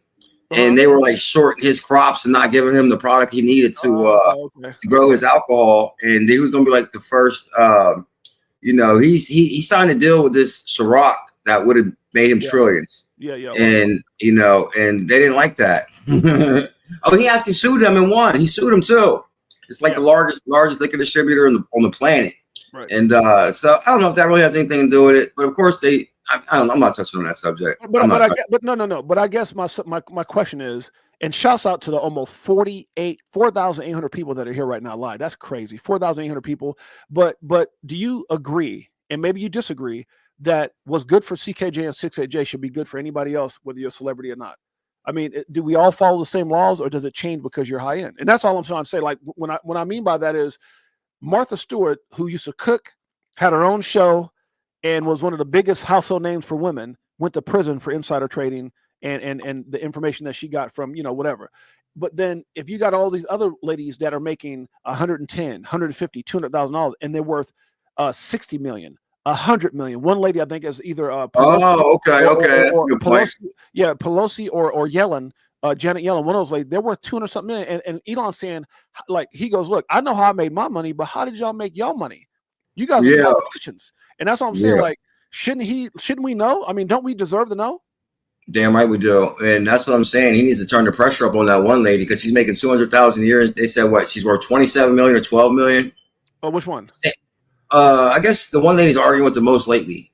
Okay. So there's Elizabeth Warren who's worth 68 million, even though her salary's like, I think it might be Elizabeth Warren. And then they got Janet Yellen, who's worth like 200 something million, and then 100 something. And then you got the lady Nancy Pelosi, who's worth like 200 something $1 million. It's just crazy. I've heard Gary Gensler's worth right around 100 million. It's like, how? That's what I'm saying, man. That's like crazy as hell. Like, how did these politicians, like, what are they? I'm telling you, man. Trump is uncovering some stuff. Like, man, like people that, if they can't, I can't see how you can hate on Trump for what he's uncovering. Like, what? But are we the first time we're being showed the realest stuff ever in the USA? Like, this is crazy. Are we surprised, CK? I mean, didn't Jay Clayton, or was it Clayton or Hinman, when they filed that lawsuit against Ripple, and then it found out the law company he went to gave him a $15 million check? I mean, are we surprised that these guys get paid and do backdoor deals? I mean. Well, that's exactly how it happens right there. Once Jay Clayton filed the lawsuit, then, he got a $15 million check. And by the way, come on over here and work for this crypto company. We got, just imagine, I think behind the scenes, it may be like an advisor or something. Because when I was doing a Zebek video yesterday, I realized a lot of people on the Zebek team like some are advisors to Zebek, but then they might be an advisor to ADP or an advisor to payroll growth. Right. Now, how much do you really get to be an advisor? And an advisor is only like where they have to, you might come to a meeting twice a year. Right. So clearly these politicians are maybe becoming an advisor to something or getting like $10 million. We just need you to speak twice a year. I don't know how the hell are they getting that much money? You got me, man. You got me. I know that everything we make, we got to report. Yeah, exactly. So I guess what Elon's trying to uncover it. Well, he's trying to uncover it, and he's probably going to go back to and say, well, how come this wasn't on your taxes? How'd you get $200-something million? How'd you get $100 million? We didn't see your tax return say that. So, I mean, it's just so much stuff, man. Like I said, and I think everything they're trying to do with Make America Great Again, with obviously the tariffs and everything else, I think is all needed. If that's what we're wanting to see, which is accountability and getting on the right track. So there, like you said, there's going to be some mud before the rain. What's the old saying, CK? If you want to enjoy the rain, you got to embrace the mud. And I think right now, I think Trump's going to pardon Sam, but now he'll probably pardon him as like last 30 days in office. He ain't going to pardon Sam right now. There's too much hate for Sam. Well, his parents went to Trump and asked that. Yeah, that's what I'm saying. That would create too much controversy right now because he clearly did wrong as far as like using others' money and buying mansions in the Bahamas, having toga parties, and like you're partying it up, not even in the USA, bro. And so I think he's going to have to do some time. Look, but if he lets Sam off, that means every white collar crime criminal in prison feel like I should get out too. I mean, that's. I mean, that's a good point. That's a good point. That's what I'm saying, man. Like the system is so crooked, though. Like even like with the Sullivan and Cromwell that represented Sam, like then they decided to take over the bankruptcy proceedings, and then they brought on like 50 of the best lawyers. Like, because that's like, okay, we're gonna get about 100 million for this. We got to divide that by how many lawyers we got. Divide by 50. Everybody, we got payday. It's payday time. This was nothing but payday for these guys. It's a whole big game. It's payday. So hey, can I ask you a question? And I think it's the elephant in the room. Is it okay if I ask you this question? And that question is why? Okay, you're OG. You one of the original XRP people that covered XRP. Obviously you've been around longer than I have in the space. You called out some of the biggest calls in the space. I know you've met Joe Katz and many others, at different events. So here's my question. The SEC dropped about 9 or 10 cases over the last 2 weeks, from Coinbase to Kraken to Consensus to OpenSea to Uniswap to many others. Why, in your opinion, we have not seen the SEC versus Ripple case dismissed yet? When what they said, and David Sachs says anything not dealing with fraud will be dismissed. Why haven't we seen that with Ripple and XRP? I think that's the elephant in the room right now. Okay, so why didn't they dismiss the case of Ripple yet? No, why is everybody else's case dropping and we're still sitting around here? Does that tell you something bigger at play, whether it's good or bad? Meaning that you can drop all these other cases. How come we haven't dropped this or at least settled it yet? I mean, if Ripple's saying we got the 125, we're ready to pay, why haven't we gotten there yet? And I got a couple more questions that people think could go that maybe Ripple doesn't want it to end yet, or the SEC doesn't want it to end yet. But I just want to get your first initial thought. That's kind of interesting because it's kind of interesting that we're having Zach Rector speak at our Vegas event, because actually Zach did an amazing video about this where with the fine with the SEC, because like the way they acquired Bitcoin was through like seizures and different ways. And he's like, he doesn't really think they have XRP on their books. So maybe they could pay a fine in XRP because we all know the price is going to go up and that fine would increase. And then basically what the federal government now says they're not going to sell any of their seized crypto. Right. So Zach Rector said this would be a good way to get XRP involved in as far as the crypto stockpile, because as far as I know, they don't have any XRP yet.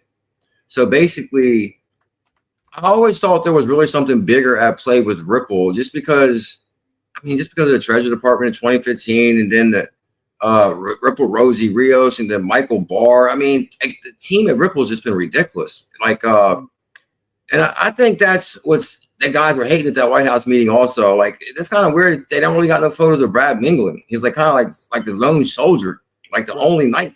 That's kind of weird too. It's like I don't know. It's always been an uphill battle for us outsiders. Yeah. Now there's been some rumors or some things that have been posted on X about Ripple could be possibly negotiating with the SEC to maybe even pay more of a fine so that they dismiss everything. Because if you remember, there were certain things that were in favor of the SEC, but obviously XRP not being a security was one of the things favored for Ripple. There's some people that are saying that it's a little bit more complex in the sense that it's because look, at the end of the day, let's say they did dismiss the case. Would you not think that Ripple would go back and say, okay, where's our $200 million that we just spent fighting you guys? What about all the damages? John Deaton came up with that whole $75,000 against the SEC lawsuit. 75,000 people signed up I was one of them.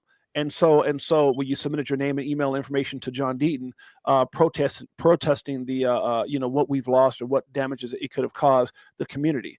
So is it just do you think it's held up because it's more of a messy situation than because SEC against Coinbase, it was just a bunch of fluff. It's a bunch of crap, and so a lot of that stuff was just kind of there's really no merits, and so I think they dropped the easier cases. Is it just because this is such a more difficult case, and maybe there's some backdoor conversations?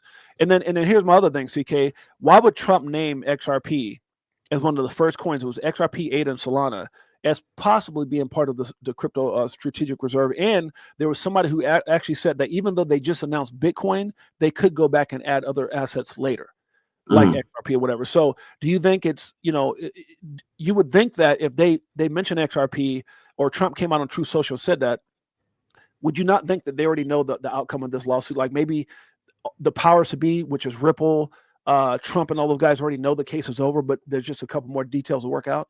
And so that's why they're so willing to mention XRP, even though there's still an appeal there. That's kind of interesting because I think Zach Rector was actually covering on this too, as far as like the damage. Did the XRP holders have any damage to their investment?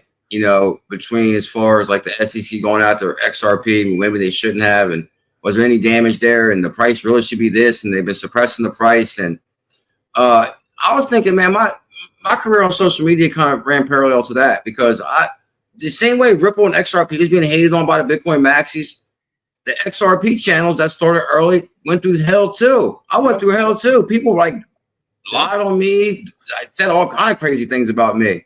Right. Like, what about how I was hurt?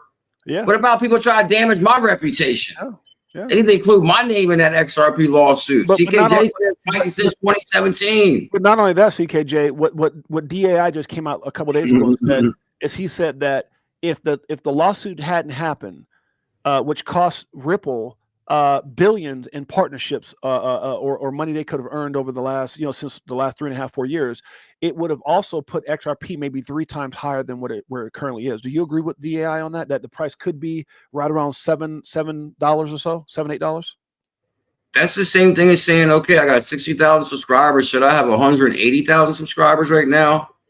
Like, I hate to run the parallel. But at the same time, trust me, I feel the pain what he's saying as far as like, the price should have been this, or this could have been this, and this could have been this.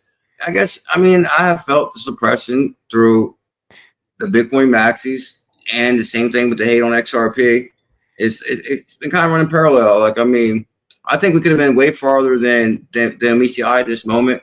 But at the same time, I kind of like looking at it like, guys, it just increased the opportunity. Okay, they suppressed the price.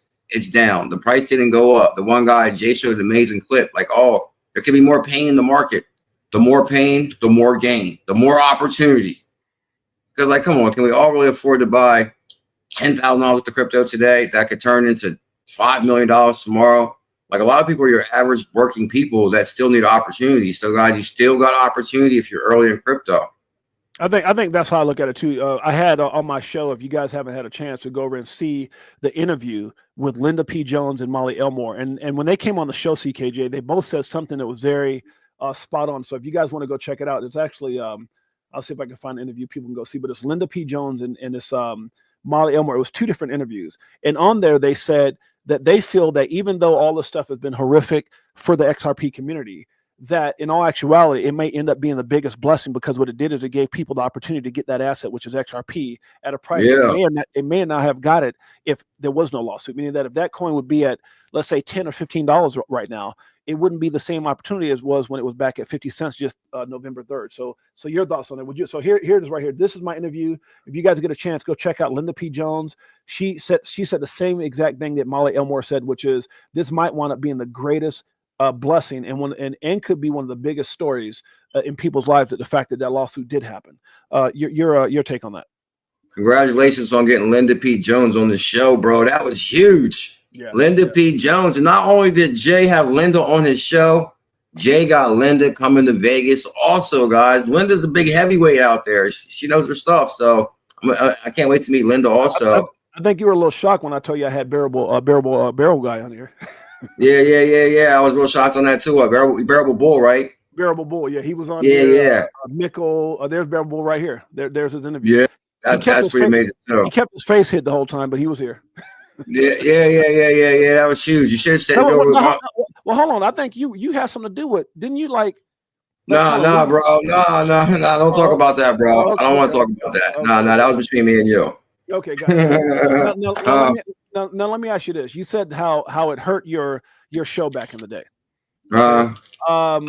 Did you feel like one of the things I can tell you, my show got obviously my show got shut down a couple times. You actually helped me get my show back up. I don't think a lot of people know that. Okay. Yeah. I was kind of shocked when I took a channel, and I was like, "Whoa, hell no, bro!" Because I hate to see anybody done wrong, man. That's like my biggest pet peeve, and that's why I feel people would feel strong about Sam being in jail. But I like to look at the process, how he couldn't make it to court, how he couldn't access legal records. Like, I mean, okay, if you're guilty, do the time, but let's do the due process. The same thing with you. I'll be watching your show all the time. You might say something that you wouldn't think that's wrong. Right. And the algorithm grabs it, and that's wrong. Like, come on, my brother has a pure heart, pure intent. I didn't know that till you told me that. When you told me, because I was like, CK, they actually shut me down 3 times. And you're like, well, Jay, you saying certain words. I'm like, what? Like, yeah.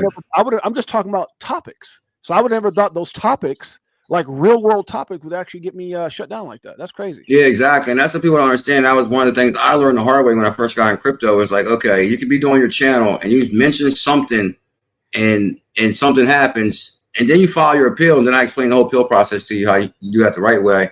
And then, it's just, I guess it's really, I hate to see anybody done wrong. So I reached out to my brother. I was like, Jay, you got to do this. And then bam, my brother was right back. But I didn't know they took it down 3 times. Yeah. Well, here's what it was. The first time I pretty much gave up. I was like, I think you noticed that I was offline for a while, and we were actually picking up, we were getting thousands of views. We were doing really good. And I just gave up. And then one day I got a message. I said, yo, what's up? CKJ hit me up. And you said, hey man, hit me up. And that's when you kind of walked me through it. The other 2 times was just things that I think I didn't realize the words were really that significant. Right. Yeah. It's crazy. You told me, don't say this, don't say that. You can't keep certain things up too long when you show videos. I'm like, I didn't really understand all those things. I think I came in it kind of like a newbie, and you kind of walked me through the whole process. So shouts out. And that's what people don't realize, and that's why I talk about it on my show all the time. Not to get off subject, as far as like we're being manipulated and controlled more than meets the eye. That's like, for example, they were saying about, I'm not going to mention the name. I don't even want to mention the name of the other social media site, but they were saying they were going to, delist it in the USA. Right. And then once you scroll through there, you kind of realize why, because you're seeing stuff you would never see anywhere else. As far as like, oh, this person travels to this country and the rent's only this, and this person's traveling here and traveling there. Like, really, we're being so controlled that we don't really realize. I hate to even talk about like this topic, because this is another touchy one.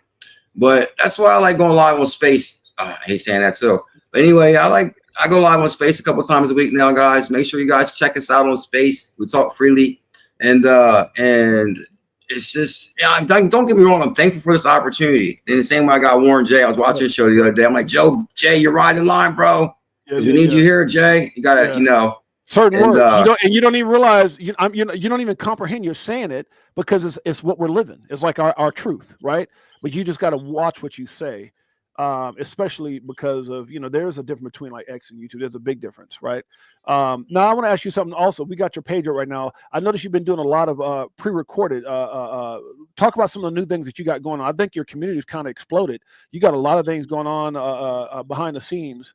Talk about some of the things that CKJ Crypto News got going right now. Okay, shout out to everybody, guys. I just want to get back into like the old way we used to do things, where I would drop because sometimes people don't have time to be here in a whole hour for the live stream. So I said, okay, I'll get back to dropping quick research videos too, like far as dropping video on Zebek. And Zebek has a really big team, guys. I'm excited about that challenge. And I think it's really going to crush it as far as the connections we've uncovered with Zebek. But I don't know. I just really want to search for opportunities for individuals to make money, because I think, we all want to make some money. So we got to put in a little bit more research.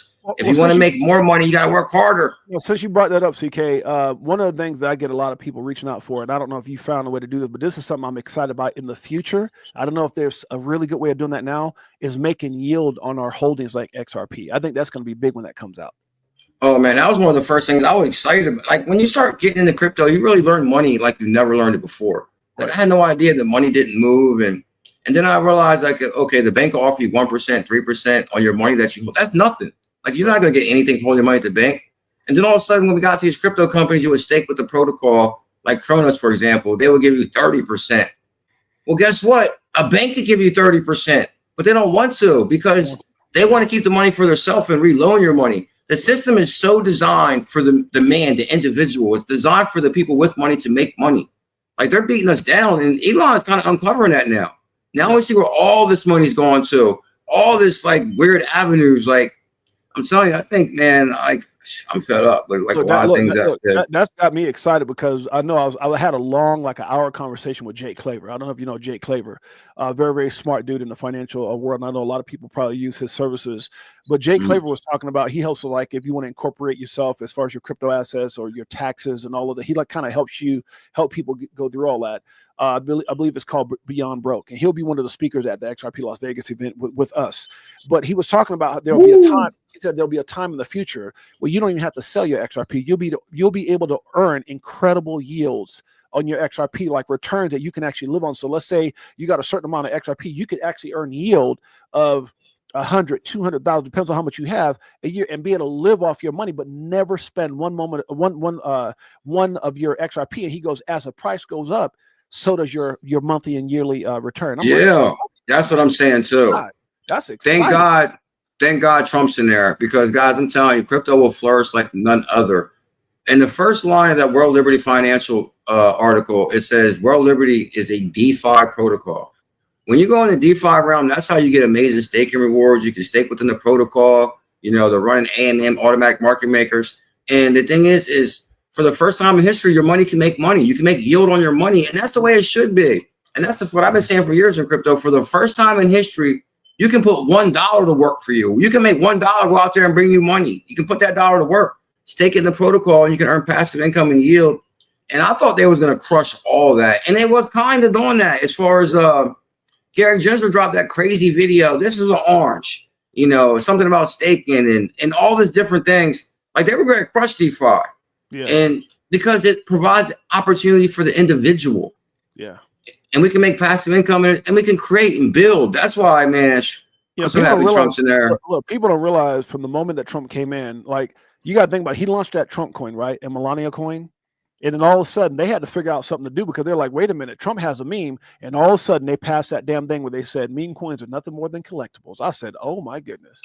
Oh, yeah, you told me about that, bro. I was so shocked, because I was a little bit concerned for memes too. Yeah. Because I'm telling you, if Molly would have won and Trump was out, then I'm telling you, man, memes, they would have outlawed memes. Richard Hart, they would have went and got his diamond. I'm telling you, like, it'd be a different day. I have people contacting me because they're like, 6-8, obviously, and my background, CK. I've been a professional athlete. I've owned businesses for 28 years. We own car lots and cell phone stores, and we actually own 2 semi-pro basketball teams. We own music studios, clothing stores. Me and my wife owned all this stuff. So we were business owners, and I was a big motivational speaker. I traveled the world speaking. But one of my passions was movies. I've actually invested in 4 movies.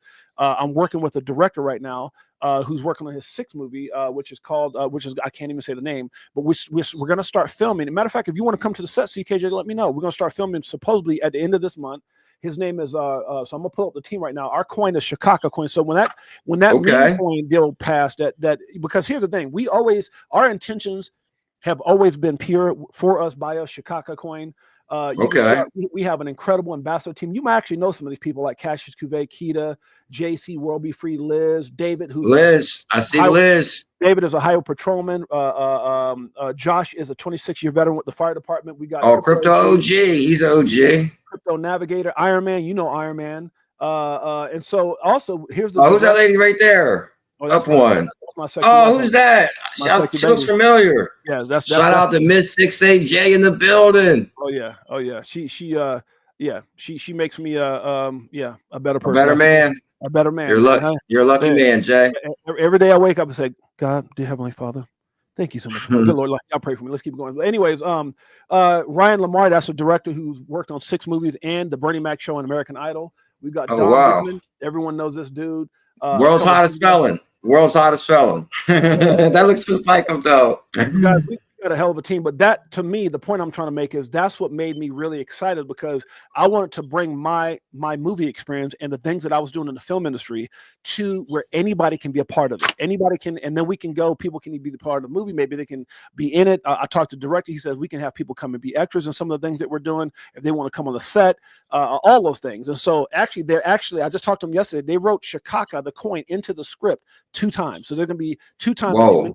And those who are making the music video are actually going to be so I've got all that in email, and so I'm really excited, man. So if we start filming, if you want to come out, let me know. We'll get you out there. Well, I'm definitely there, bro. It's not what you know, it's who you know. I'm glad to be connected with you now for sure. And I'm telling you, man, it's amazing, because I've been watching like a lot of these crypto movies and documentaries now, and or even like just a regular movie, man. When they mention a crypto in the movie, like the right person might say, "Oh, I got early in Bitcoin," or it floors me to hear the name. It floors me when they mention cryptocurrency or an asset in the movie. I'm like, whoa. Yeah. So just imagine when they mention Shikaka in the movie. Oh my. It's going to happen. It's already written into the script. So we're really That's going to be amazing. But again, that's the difference between people who are out there doing things the wrong way, because I still feel like there has to be rules of the game. I still feel like people have to be accountable, right? So when you have the right intention and you're doing things the right way, like our project is fully funded by us. Me and Mike O have both done very well in life and in business. So we didn't ask for any kind of raising. We did everything ourselves, all liquidity, everything that we're doing. So I think that's the difference is making sure that people are held accountable for what they're doing, and they've got actually some kind of real use for what they're doing. So yeah, I'm excited about what they said, but I'm also excited that we don't have to be worried about being, playing by the same deal as like securities and all those type of things. So that was a big announcement for meme coins for sure. Man, I'm telling you, that was okay. Now I see why you're a little bit excited about the Trump with the thing too. Now I realize that too, because man, I was a little bit concerned myself too. I'm like, man, how is it possible we're like launching these things, and this is it's like Tails has a coin, which is amazing, and then Tails gives people the opportunity to interact with him and be a part of his music and feedback, and I think so what it does is and that's the same thing. Like if you appreciate CKJ, if you appreciate all the calls that probably made a lot of y'all rich or put you on a lot of amazing, because I could tell you right now, he's made some calls. Even when my buddy said, man, Jay, I followed one of CKJ calls, made almost $1 million. So when somebody like that can go out there and come up with a collectible and say, hey, if you appreciate me, you appreciate my work, I'm going to have a meme coin that's going to help with the channel, help with all the things that we want to do, because we want to be on that BitBoy level. Well, the old BitBoy. Let me stop. Good Lord, y'all pray for me. The point I'm trying to make is, so with all that being said, there's nothing wrong with that, because there's CKJ can actually offer that coin to the community. Why wouldn't you? You're a crypto celebrity. Why wouldn't you do that?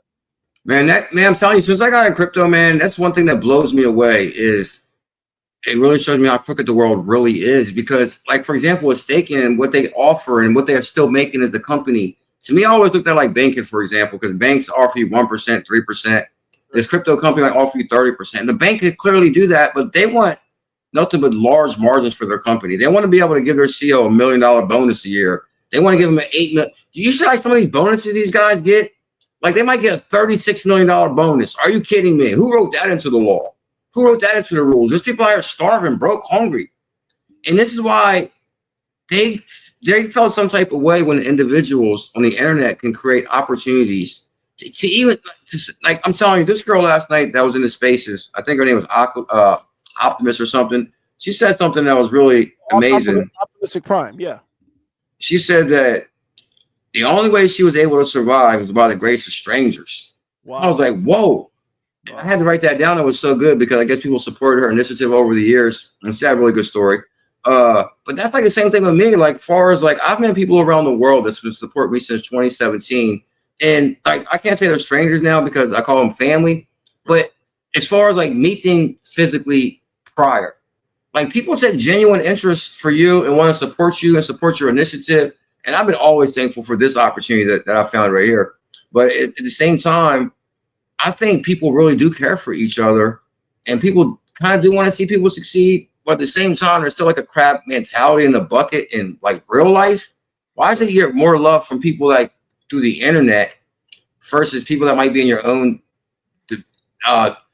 It's because people are beat down, man. Like, look how crooked the system is in itself. Look at the money they're taking. Look at the poverty. Look at the hunger, the pain. It's just wrong. People are tired.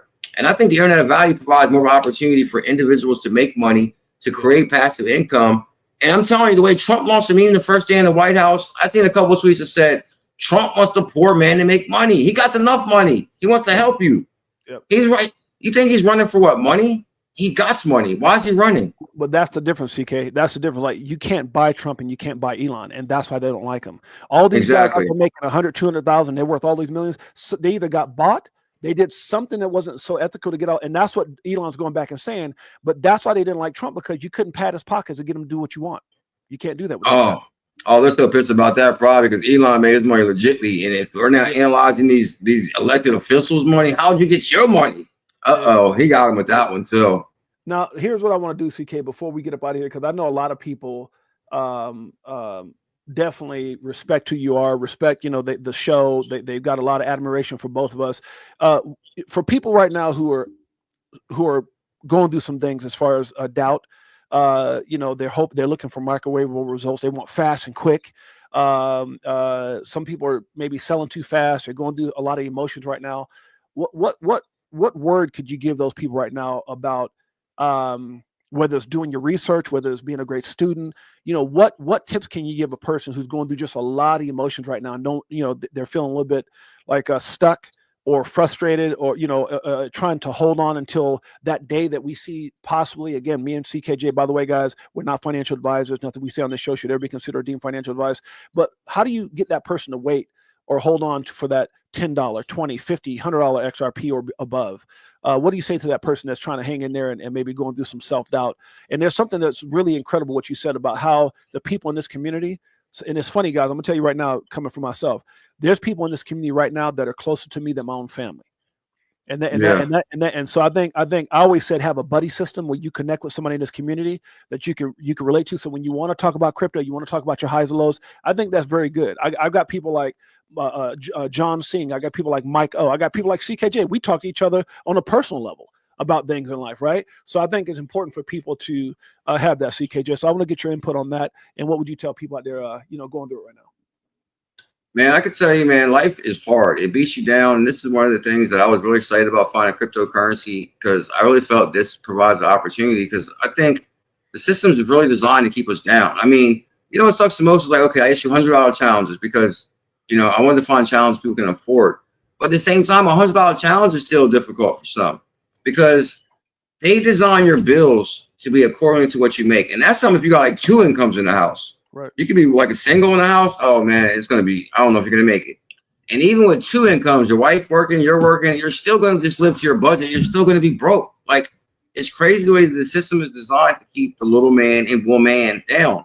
And I think, man, we need like a change. And I'm so glad Trump is in there and he's supporting DeFi and these initiatives with cryptocurrency and the internet of value. So for guys, the most important thing I think right now is just, I know you're struggling, things are hard, but right now you might have to struggle a little bit more, because to take crypto more serious, like I know you're thinking, oh, I need this $100 for this, or I need this for this. But guys, right now is the time to take crypto very serious. Yeah. This is a huge opportunity. I know it's going to be difficult, guys, but without no pain, there is no gain. No, I agree with you. And let me say something too. First of all, we got 5,500 people watching us live on X right now. Good Lord. Smash the like and subscribe. Smash the like and subscribe. Go check out both of our channels, guys, Crypto4Life and the IBF family. Now, CKJ, I've heard this before, and I've said this many times on my show, how important it is not to compare yourself to other people, and to understand that this is your own journey. Because a lot of times when people say, oh my God, CKJ just made 100,000, or Six8Jay just made $1 million, or this person made, whatever it is, it's important to understand your journey. I always say that every year in life that we have is like a chapter of a book. So every year that we live is a chapter in our own story. You hold the pen, you control the narrative, you control what's written into your book. And I think what I've learned in this space, when I first got in 17, man, I got wrecked. I lost everything. So when you hear about me talk about the 70, 20, $10 cost average in, or the 25, 25, 50 take profit, or you hear about me talk about the 5 steps to success, which is have a strategic plan.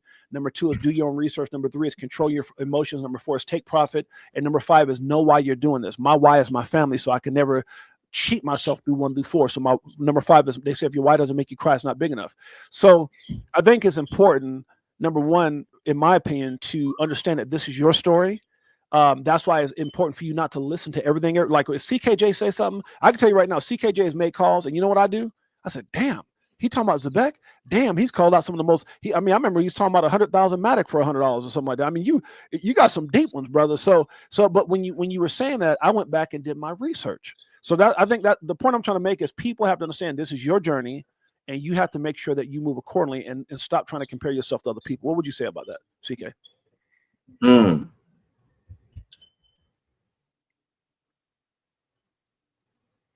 Because I think I'm thinking that a lot of people, man, that's why I'm like really happy that I met you, bro. Because the thing is, like for example, when I was talking to my brother the other day about he got this idea that he wants to get this box truck again, and he wants his wife to invest in this box truck. And they wrecked the last box truck like 3 times.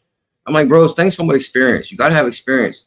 And he's like so pissed that I would question him that he should take somebody with him that drove a box truck before, or you need somebody to teach you the way, or like you can learn. Like there's little, and he's like, well. Because the mistake that they made, like he thinks he's not going to make that mistake. Okay, you learned that mistake. What about the other mistakes out there that you haven't learned about yet? There's other mistakes out there. That's right. And he's like, oh, I got this. And by him being so arrogant about it bothers me, because when people are so arrogant, you can't learn. You can learn from others. Like you can learn. Like there's people out there that'll help you. Like that's why I was excited to partner with Jay for the Vegas event, because Jay has spoke on stages across the world. He's been in events. He's organized things like this.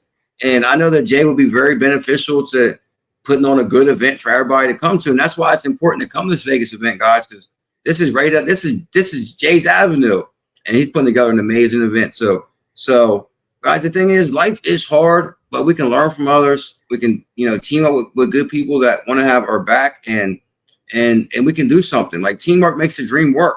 That's right. So yes, it is hard out there, guys. I'm with you, but I'm here for you. Jay's here for you, and Jay does an amazing show every day, amazing news, amazing research. I'm telling you guys, crypto is the opportunity. This is the evolution of money. Don't give up. Stay strong. And it did catch me off guard where the one guy said he's in his car, and that's what bothers me, man. Like electric bills are $200, and they want to charge people for water and rent. And that's like I'll be watching these social media videos where these people move to a certain country and the rent's $200 a month and $100 a month. And like, don't get me wrong, the income level is lower there, but at the same time, it kind of shows you that people in America, like, we're overpaying for everything. This is wrong. Yeah. We need to start supporting each other and love each other and help each other. That's right.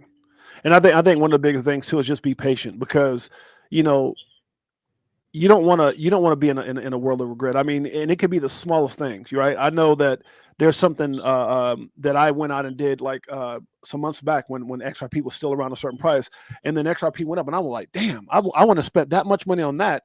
And man, that could have been 5 or 6 times more if I'd have just put more money into this asset. So I think the biggest thing, what I would tell people from my end, is just be patient. Don't get in a hurry. Don't be in a rush. Understand that, it's almost like that old saying, do the things today that other people won't or can't do, so you can have the things tomorrow that other people won't and can't have. And so it's just about being patient, man, and having a strategy. I definitely agree with that. Did you see Bebe at the last moon party or something? Jay saying that, I remember 6-8 telling the story at the XRP moon party in 2023. Did you meet Bebe? Oh, there's Bebe's picture. I don't think I ever saw Bebe before. Yusuf El Bebe. Yusuf El Bebe. Yusuf El Bebe. So what? Bebe went to the last XRP meetup? Yeah, I met quite a few people, over the last 2 years, because I went to not only the XRP event, but I went to the event that the moon party that was being thrown the last couple of years. It's not happening this year by Bags out here, but I met a lot of people, man. Marvin Davis, Jay Henry, Dual Citizen, Big Bro 10, so many people. And I mean, and I had people run up to me at the Brad Kimes event saying 6-8, and I'm like, and I looked at him. One particular guy said, hey, how you doing? He said, I'm part of the IBF family. I'm like, oh, what's up, man? So it's crazy because there was actually people from your community at the actual big event as well. Wow. Yeah, that's amazing, guys. That's why I was so upset about not being able to go to, what's crazy is I was supposed to go to the moon party, the Vegas party, the Florida party. And I kind of like let on that I was going to go the whole time because I really, really wanted to go. And I think so many people came thinking that I was going to be able to make it. But by then it was already scheduled to go, or they already paid, got their ticket or already coordinated to go. I let a lot of people down, and I apologize, guys. I was in a bad relationship at the time, and I was really restricted on a lot of things I could do without a lot of drama in my personal life, because I was actually already dealing with a lot of drama in my personal life. But the thing is, guys, and that's why I feel bad about missing some of Jay's content when he was on fire, because I was just dealing with so many things in my own personal life at the time. And so I'm telling you guys, this is like my first year where I'm free. I'm back. I almost feel like it's 2018 all over again. I'm telling you guys, I'm looking forward to the meetups. I'm looking forward to meeting all the crypto pioneers. This is like the first event where CKJ returns. It's going to be epic. I'm looking forward to meeting Bebe, Marvin Davis. There's so many good people. I can't wait to give Jay a big old hug. Like I'm telling you guys, Tails perform. Guys, listen, May 31st, Las Vegas. 6-8Jay, CKJ is coming to Vegas. And Jay had already connected with the who's who in crypto, guys. I'm telling you. Can you show the flyer one more time before we go, Jay? Yeah, you guys get your tickets. You can go right here on the top of my page. It's J_68J. When you see the flyer, you just click it, and then you go down. It'll name all the people, not all the people, because we actually we've updated this since then. But you can go over, and if you go to the bottom, this is a link you can actually order your tickets. Guys, don't miss it, because I'm gonna tell you right now, it's not about trying to make money. And CKJ brought up a really good point. If this was about trying to make money, we could have actually charged a couple $100. We could have charged what, but I told you, I said, CKJ, this ain't about money, making money. Honestly, I said, this is about getting people in a position where we can all meet, we can all see who our real family is, we can all connect and continue to build these relationships. And I wanted to make sure that people couldn't afford to come. And I'm gonna tell you guys right now, if this ends up being as big as I think it's gonna be, CKJ, with 702 people that have viewed the tickets, with about 100 people have bought, and we still got almost 3 months, I don't think we're gonna fit in that event next year. So I'm already thinking. I'm already ready to call some of my friends at casinos and say, man, we might need a bigger damn venue. So that's how you know Jay is a real dude, because to Jay, it's not about the money, because Jay got all the money. It's not about the money with Jay. He got all the money. I was like, bro, we should charge $100 a ticket. He's like, no. We do 50. But that's still I'm cheap. like, all right, Jay. Even $100 would have been cheap. But when Jay is saying it's not about the money, Jay is being real. So, but the thing is, guys, I mean, come on. But of course, we wanted to have an affordable, and I'm just being real, guys. I'm just being real because I'm real. But the thing is, that's what I like about Jay. He's an authentic dude. He's a real dude. He's trying to really put on a cost saving.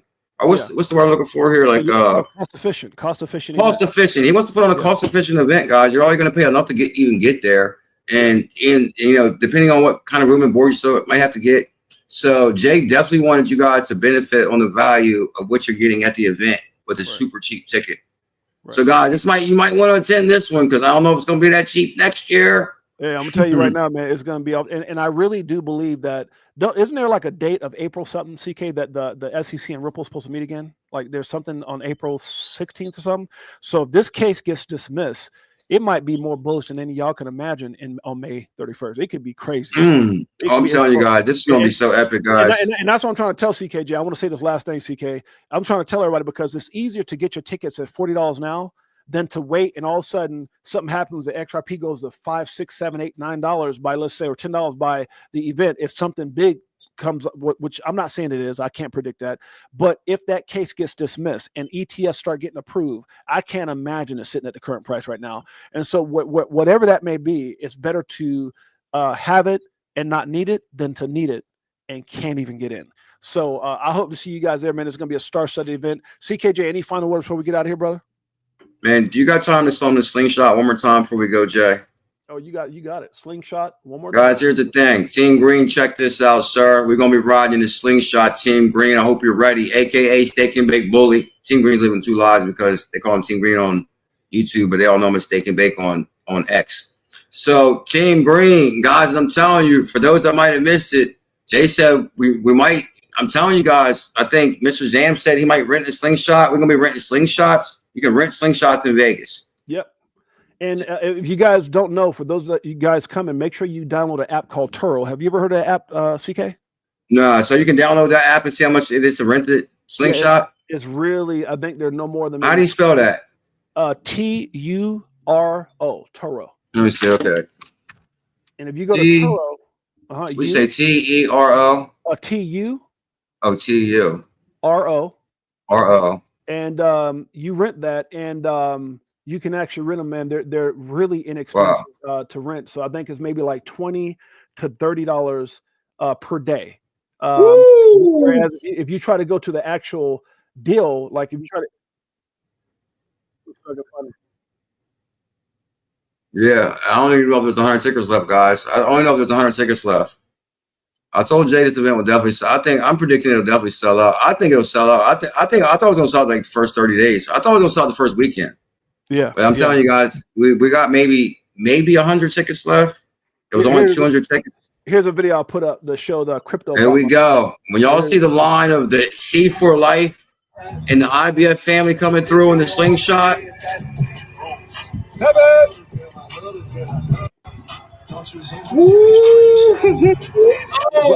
I'm definitely renting CKJ one. We're definitely gonna get CKJ one. Oh man, that's what I'm talking about, guys. I got a feeling we're gonna have the longest line of slingshots ever in it. Because see, Brad Kimes going out there. He's not out there riding around in slingshots with you and everything. You might not even see Brad Kimes. He's gonna be hiding somewhere. You know, here's the thing, guys. We're out there right with you. We're gonna be riding around Vegas for the slingshots. Let's line them up. What do you want to do? What do you want to do? Here's a picture of the slingshot right here. See if we can find it. Yo, what's good? It's your boy Crypto Tales, and I'm out here in Vegas. You know what I'm saying? Going to that North Cal meetup, but I have a 5-hour layover, so I'm out here chilling. About to link up with my boy 6-8Jay. You know what I'm saying? Just in time. You know what I'm saying? Got the whips out in front. Oh my God! Snap! Okay. What's up with it, man? Oh snap! Yeah, come on! I think man. We're gonna get you right. I seen the convertible. I think they said what? You put up in the Porsche convertible. Hey, we're gonna get you right, man. You guys come on out. It's gonna be a star study event. And by the way, the reason I'm telling people to do it now because if you plan now, it's actually not very expensive. Flights can be cheap. Hotels are very cheap. Yeah. In advance. Matter of fact, some of y'all can probably go to some of these Vegas. If you don't know this, before I used to live in Vegas, we used to contact. You go to Vegas and just look for free stay in Vegas. And they might make you watch an hour video, but hey, you might be get your whole week for free. Oh, that's a good idea, bro. You can do a timeshare. Yeah. Actually, guys, for people that might not have room and board for that weekend, if they got, I'm pretty sure they got like timeshare stuff like that in Vegas. So when you walk down the strip or you walk around Vegas, they give you these little cards so that next time you come back, you can actually get a free room, and all you gotta do is listen to an hour video. So if you guys actually go on and you go, just put in free. Stay in Vegas or timeshares in Vegas, you can actually go right now and they'll book you ahead of time. And all you got to do is get here. You might get here that day and have to go watch an hour video and all of a sudden you're here for free. So there's ways that you can do it, man. Trust me. Oh yeah, guys, that's a good idea. My uncle used to do that in Florida all the time. If we go to like Orlando or something, he'd be like, "Oh, I'm gonna get a room free." You gotta do like a little tour for an hour, but then you get to like a 2-day room or a day room. You know, like as long as you're there. So guys, people are broke. Do what you gotta do. But the thing, guys, if you need a ride from the airport, call me. I'll work something out for you. No. I'm gonna have a slingshot ready because we got to have CKJ pull up to the event. So when we do the crypto bachelor and the lady see him get out the car, and I'm like, "Hey, would you pick me, CK?" Let me stop. Oh yeah, this is gonna be like that one video I seen them guys do at the Eagles Stadium where they're playing this song when they get out at the event. Imagine CKJ pulling up in his slingshot. Oh, and then we're doing the most eligible bachelor too. Oh yeah, it's gonna be on the Kraken, man. And Yusuf El Bebe said if you pay at least 3 or 4 weeks in advance, it's cheap, which is true. If you book out a month in advance, which in this case you guys got almost 3 months in 2.5 months or 3 months, guys, it's hecka cheap. So we'll see you guys in Vegas. Much love to the greatest family on planet Earth, Crypto4Life, CKJ, IBF, Chicago Coin family. Guys, we love you guys. We'll appreciate you guys. CKJ, any final words before we get out of here, brother? Everybody out there watching on Jay's channel, smash that subscribe, thumbs up. And after this video is over, if you remember, go back and comment on Jay's video, comment on my video, help the algorithm, guys. We're going live once a week together until Vegas. Once a week, we're going to have the countdown to Vegas. Once a week, me and Jay are going live, guys. I'm telling you, this is the place to be. Finally, CKJ and 6-8Jay have reunited. Huh? I brought the money with I brought the money with me. Jay. Hey, we're here. Greatest family on planet Earth. EARF. Until next time, it's your boy James, aka Jay, and 6-8Jay. Peace. Much love. Mahalo. Mahalo.